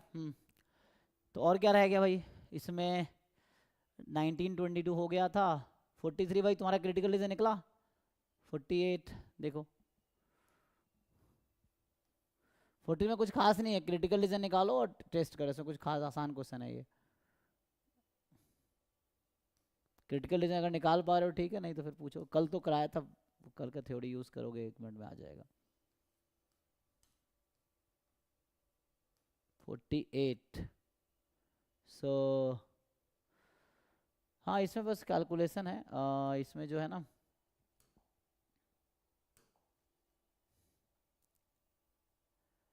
बस आपको एनालाइज करना है प्रोबेबिलिटी, इसमें बस वही है, इसमें थोड़ा थ्योरेटिकल क्वेश्चन है ये।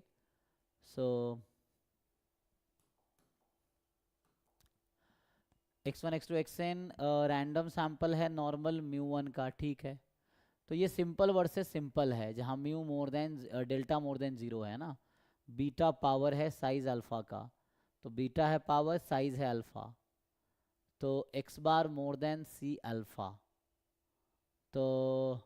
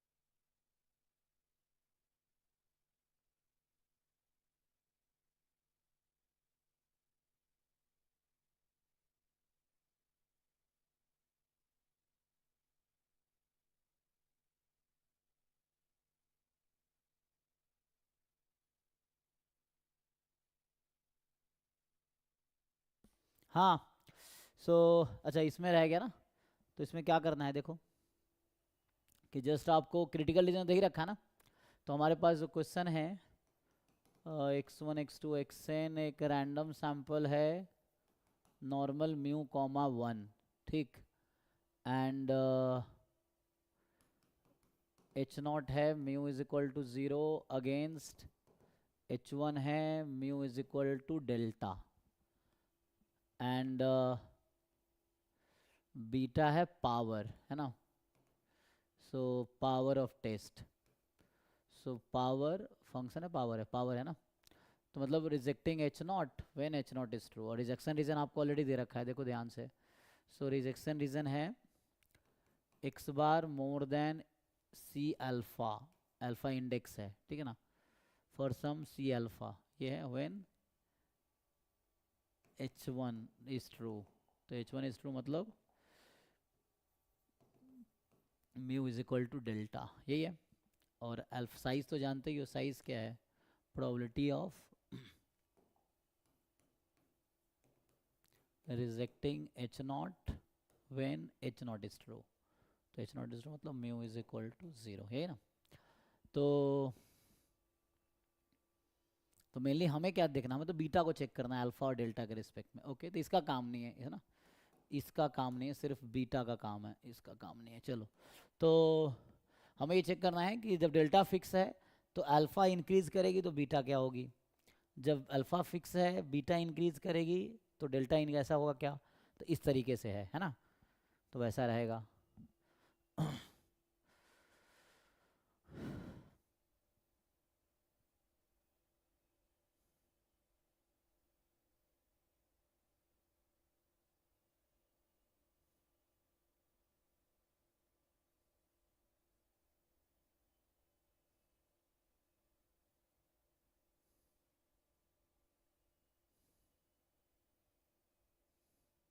चेक करो अब। तो मेनली करना क्या, मैं समझा देता हूँ। देखो, इसने पहला ऑप्शन ये कहना चाह रहा है, मैं रीफ्रेम कर देता हूँ ऑप्शंस को। सो डेल्टा फिक्स है, beta increases as alpha increases. तो मान लो अल्फा 1 लेस देन अल्फा 2 है, तो हमें चेक करना है कि beta 1 is less than beta 2। तो अल्फा 1 है करस्पॉन्डिंग पावर बीटा 1 है, अल्फा 2 है करस्पॉन्डिंग पावर बीटा 2, मतलब साइज अल्फा 1 है तो पावर बीटा 1 है, साइज अल्फा 2 तो पावर बीटा 2। तो पहला ऑप्शन ये कहना चाह रहा है डेल्टा फिक्स है। दूसरे ऑप्शन में जो कहना चाह रहा है कि अल्फा फिक्स है तो बीटा इंक्रीज करेगी जब अल्फा इंक्रीज करेगी, तो डेल्टा इंक्रीज करेगी। तो मान लो डेल्टा 1 लेस देन डेल्टा 2 है, तो चेक करना ऐसा होगा क्या, ये है ना, जब x इंक्रीज कर रही है y भी इंक्रीज कर रही है तो इंक्रीजिंग फंक्शन का डेफिनेशन है। सो वैसा है, ये हो गया। अब सिमिलरली सी डी उसके अपोजिट है ना, सी डी में a का अपोजिट c है, तो a या c में से कोई एक सही होगा। c कहना चाह रहा है कि जब अल्फा इंक्रीज कर रही है तो बीटा डिक्रीज कर रही है, तो मतलब जब अल्फा को इंक्रीज कराओगे तो बीटा आपका डिक्रीज करेगी, so beta 1 more then beta 2 होगा। एंड डी में है कि जब डेल्टा इंक्रीज करेगी, डेल्टा 1 लेस देन डेल्टा 2 होगा तो बीटा डिक्रीज करेगी, तो उल्टा हो जाएगा इस तरीके से, ठीक है। सो ये आ जाएगा।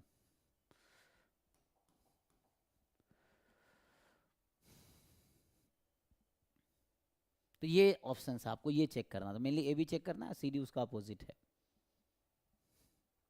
तो जैसे मैं आपको अगर समझाऊं कि बीटा 1 एक्चुअली है क्या, तो बीटा 1 इसके अकॉर्डिंग होगा, मैं पहला ऑप्शन में डेल्टा फिक्स है, तो ए ऑप्शन के लिए मैं बात करता हूं।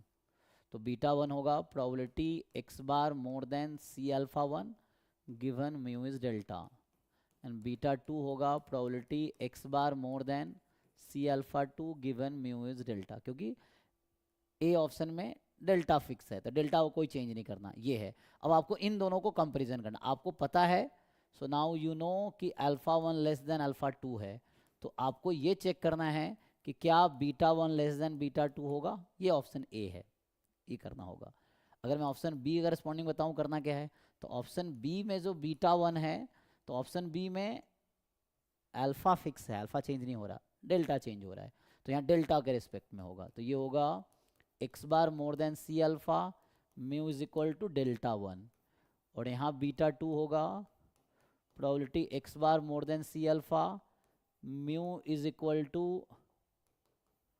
डेल्टा 2।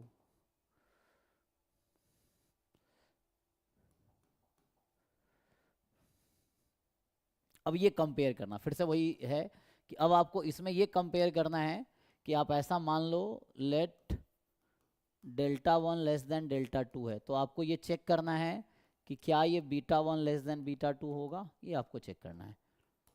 तो इतने में ही आपका आंसर क्लियर हो जाएगा, है ना। करो, ये हिंट है।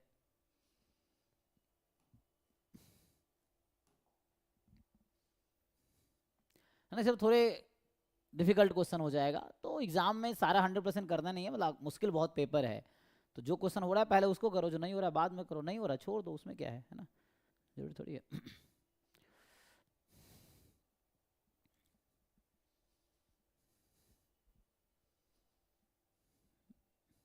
समझ गए सर। करके देखो, नहीं तो फिर पूछो, थोड़ा दिमाग लगाओ इसमें अब कि क्या होगा, नहीं तो फिर हाँ। अभी तो मेरी 9:30 से क्लास थी, 9:30 से थी ना, कितना हो गया, 9 बजे ना अभी, तो मेरी अगली क्लास 9:30 बजे ना, तो 9:30 तक है ना, ठीक है, अभी कर देता हूँ फिर। सो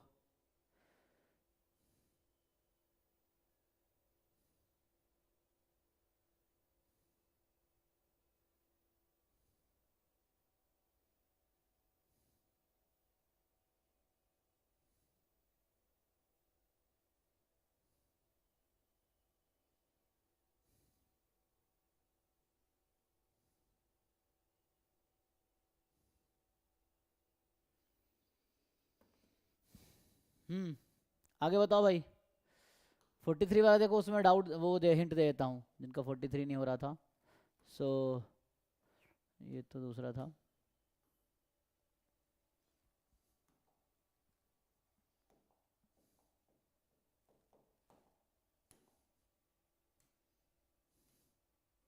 इसको सॉल्व करो, नहीं हो रहा फिर से पूछो, उसमें कोई दिक्कत नहीं है, फिर मैं पूरा पूरा सॉल्व कर दूंगा, लेकिन ये कि पहले ट्राई करके देखो। कौन सा 43 था, 44 था, 44 हो गया ना, 43 था। इसमें जो है कि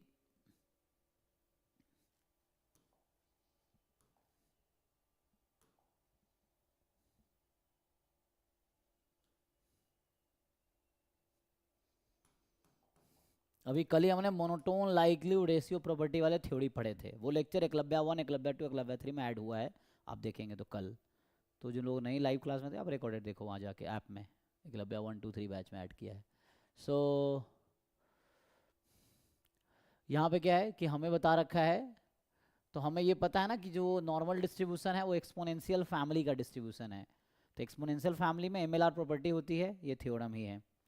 तो उससे सिंपल ये आ गया कि इसका रिजेक्शन रीजन जो आएगा वो H1 डिसाइड करेगा, तो समेसन एक्स आई या एक्स बार जो भी लिखना है, summation x i more than सी ले लो, है ना, ये क्रिटिकल रीजन होगा, मोर देन इक्वल टू, तो ये इसका क्रिटिकल रीजन आएगा सिंपली। तो इससे ये वाला ऑप्शन से एलिमिनेट हो जाएगा ना, लाइक तो ये तो कह रहा है कि क्रिटिकल रीजन होगा, तो ये तो आउट हो जाएगा। अब ये सही हो सकता है, लेकिन यहाँ चेक करना होगा कि साइज क्या आता है ना, उसके अकॉर्डिंग चेक करना होगा। तो इसको क्रॉस मल्टीप्लाई करके आई थिंक साइज अल्फा नहीं आएगा यहाँ पे, ऐसा हो रहा होगा ना, क्योंकि साइज अल्फा चाहिए, यहाँ साइज अल्फा बाई 2 आ जाएगा, एक्स बार है ना माइनस म्यू जो कि 0 है, अंडर नॉट मैक्सिमाइज करोगे तो upon sigma by root n, है ना। ये प्रॉब्लम इक्विवेलेंट है, यहाँ थीटा अगर 0 होता तब भी प्रॉब्लम सेम रहता, कोई डिफरेंस नहीं आता, ठीक है।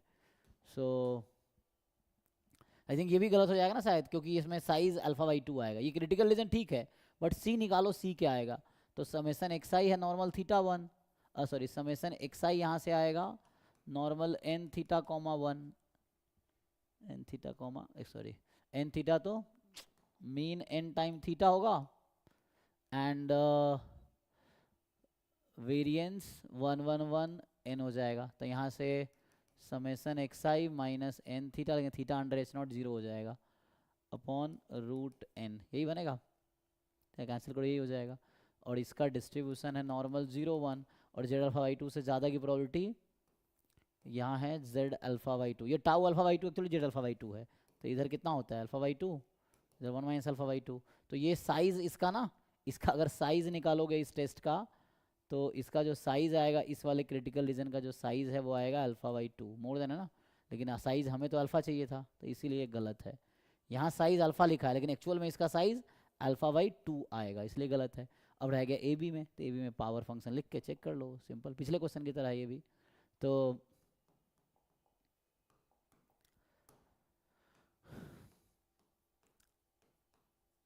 पावर फंक्शन जो है probability of rejecting H not when H not is true, H one is true, तो एच रिजेक्टिंग एच नॉट है, ये तो एक्स बार है ना, इसको तुम एक्स बार में लिखते तब भी कोई दिक्कत नहीं था, समेशन एक्स आई के बजाय आप एक्स बार लिख लो, still there is no problem, तभी आंसर वही रहेगा।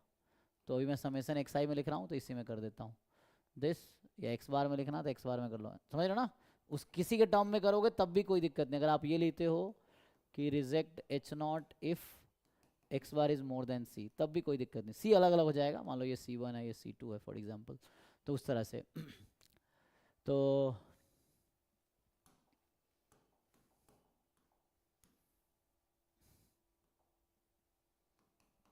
X bar more then C2 आ जाएगा आपके पास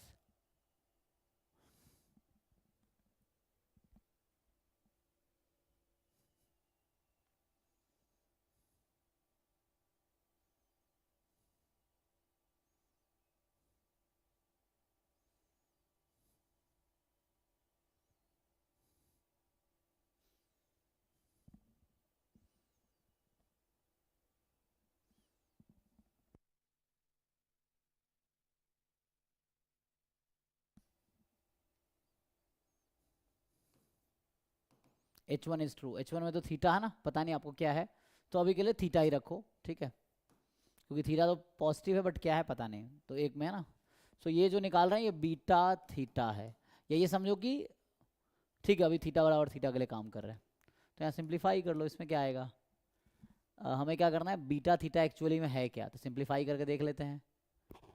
तो हमें तो C2 मिल चुका है ना, already we know size alpha है, क्वेश्चन में था ना साइज अल्फा है, तो साइज अल्फा का क्रिटिकल रीजन तो मुझे पता है, इसको मैं सिंप्लीफाई करूँगा तो क्या बनेगा जी, साइज अल्फा का जो क्रिटिकल रीजन है क्या आएगा, यहाँ से मैं अगर सिंप्लीफाई करता इसको या इसी को, x bar minus mu not under h not zero हो जाएगा, तो एक minute sigma by root n and more than z alpha by two, size नहीं जेड अल्फा मोर देन ना, तो हमें चाहिए साइज अल्फा, तो मोर देन में क्या होगा, जेड अल्फा ले लो, इस तरह से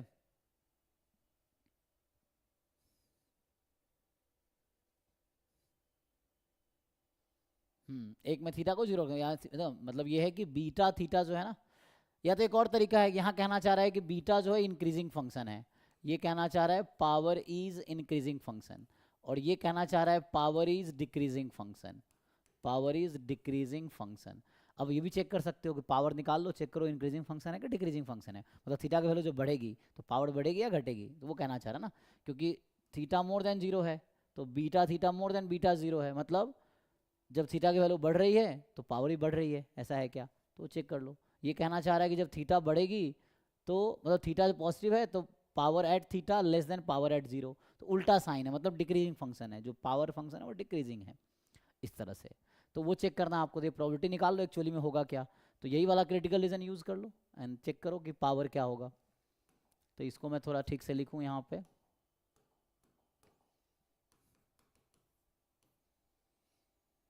या ऐसा कर ले जेड में कन्वर्ट कर देते हैं, z more than z alpha, यही ना, हाँ साइज अल्फा है ना, तो under h not theta less than equal to zero, maximise करेंगे थीटा जीरो हो जाएगा, पावर तो मैक्सिमाइज करना था तो जीरो मैक्सिमम रहेगा।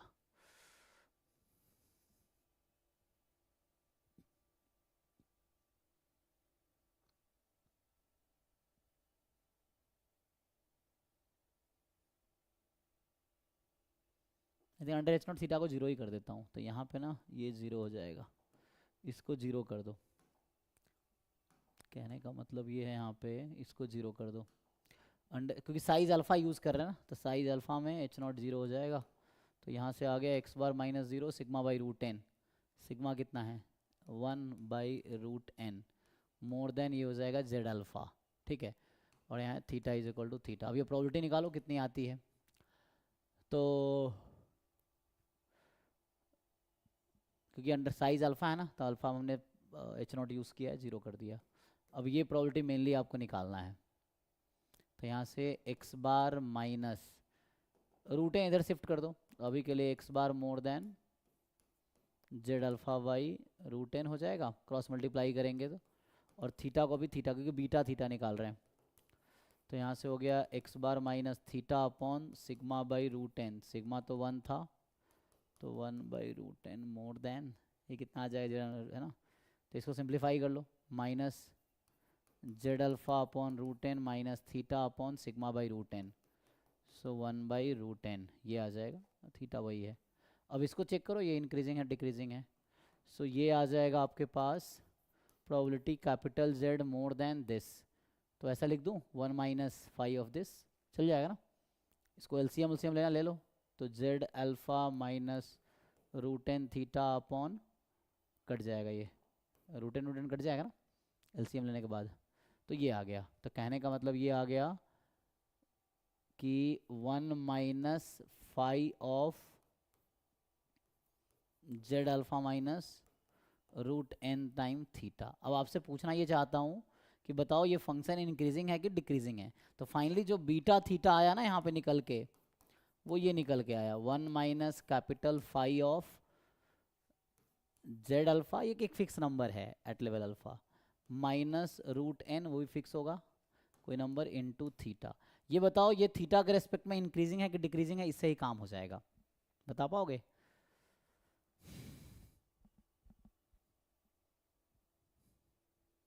एनीवन चेक करो, ये चलो ऐसे बता देता हूँ, अगर मैं बीटा 0 कर दूँ अब, तो ये 1 माइनस 5 ऑफ जेड अल्फा रहेगा। तब मुझे ये कंपेयर करके बता सकते हो कि इसकी प्रोबेबिलिटी ज़्यादा है कि इसकी, मतलब वैल्यू किसकी ज़्यादा है, ये कंपेयर करके बताओ। तो इस क्वेश्चन में यही तो पर्पस है हमारा पर्पस है ये चेक करना कि बीटा थीटा और बीटा 0 में क्या रिलेशन है, कोई बताओ अगर बता पाओगे तो।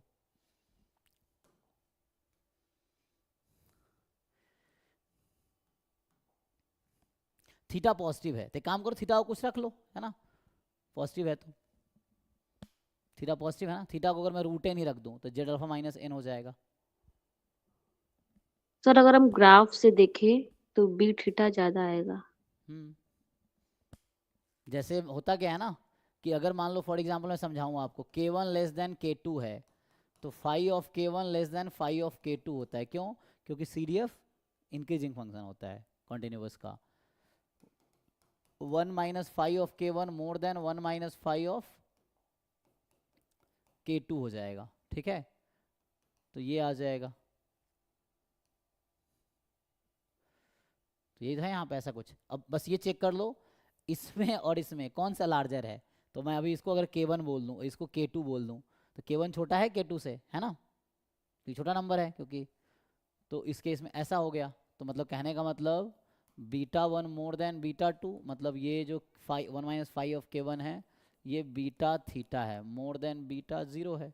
यहाँ k1 मैं उसको बोला हूँ, तो यहाँ k1 जो है ना, समझो कि z alpha minus root n theta, theta positive होगा क्वेश्चन में दिया होगा, नहीं थीटा लेस देन 0 भी तो है, लेकिन अच्छा h1 में है ना थीटा पॉजिटिव है, यहाँ दिया है ऑप्शन में दिया है ना, थीटा पॉजिटिव है दे रखा है ऑप्शन में, तो ये क्वांटिटी लेस देन होगा जेड अल्फा से, बस ये हो गया प्रूफ तुम्हारा।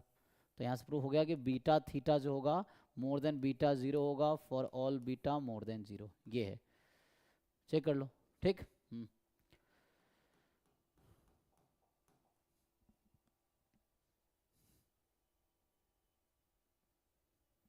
ठीक है जी, आई थिंक आज के लिए इतना ही काफ़ी है, कल आए कंटिन्यू करते हैं। तो कल क्या करना है बताओ जो बच्चे हैं, कल का क्या रखना है,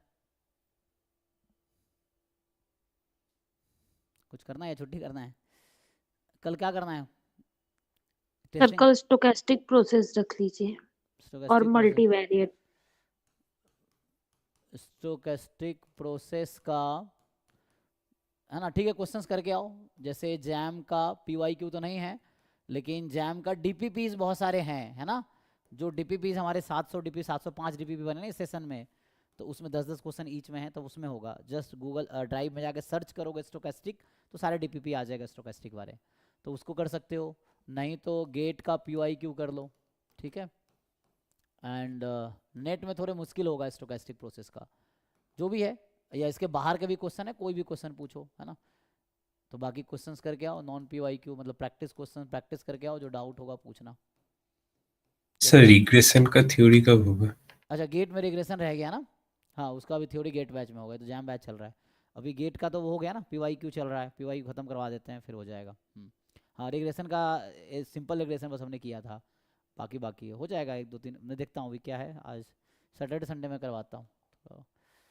सर रिग्रेशन का थ्योरी में कुछ कुछ ऐसे पोर्शंस मतलब डिजाइन से कुछ कुछ ओवरलैप होके आता है कि गेट में क्वेश्चन, नहीं जैसे कि नहीं, वो एनोवा जैसे एनोवा। एनोवा टेबल और ये सब बनता है मल्टीपल रिग्रेशन मॉडल में, तो वो वही है। तो मल्टी एनोवा तो हर जगह आएगा, उस डिजाइन में भी आता है, रिग्रेशन में भी है, ऐसे है। तो बस उसका कुछ डिग्रीज ऑफ फ्रीडम वगैरह कभी कभार पूछ लेते हैं, तो वो भी हाँ बता हो जाएगा, दीजिए। वो सब हो जाएगा अभी, क्योंकि हमने मल्टीपल स्टार्ट ही नहीं किया। हमने अभी जो किया था 2 3 क्लास लिया था मैंने, उसमें सिंपल लीनियर रिग्रेशन ही सिर्फ डिस्कस किया हुआ है ना गेट बैच में, गेट और नेट बैच में। तो उसका भी कराऊंगा है ना, तो क्योंकि कुछ बच्चों को गेट का 2025 का PYQ की जल्दी थी इसलिए भी कराया हमने। तो जैम और गेट का ठीक है ना, प्रैक्टिस क्वेश्चन जो भी है। हाँ नेट का भी कर सकते हो, कोई दिक्कत नहीं, आप नेट के स्टोकेस्टिक के PYQ करके आओ, या कोई भी बाहर के क्वेश्चंस करो, है ना, देखते हैं। सो कल इसके जो डाउट्स होंगे पूछना, ठीक है। बाकी अलग से सारे PYQ कंप्लीट कर लो टॉपिक वाइज, फिर ईयर वाइज जो रह जाएगा फिर वो पूछना। नेट के PYQ कब स्टार्ट होगा? नेट के PYQ वो चल रहा है ना बड़े मत से करा रहे हैं, तो गेट के बाद ही नेट कराऊंगा ना, क्योंकि एक साथ दोनों कराने में क्योंकि लंबा टाइम लग जाएगा ना। मतलब आपको ही होगा 4 घंटे की क्लास करनी पड़ेगी, ये है 2 घंटे गेट 2 घंटे नेट। 18 को एग्जाम है। तो या तो गेट का स्टॉप कर देते हैं, नेट का ही भी चलाते हैं, है ना। गेट का तो बाद में भी हो जाएगा, गेट का तो फरवरी में है, हाँ सर करा ये दीजिए। कर सकते हैं। हाँ तो सर 18 के बाद गेट का चला दीजिए। तो पहले हम नेट का ही शुरू कर लेते हैं, क्योंकि होगा तो कोई एक ही, तो कल से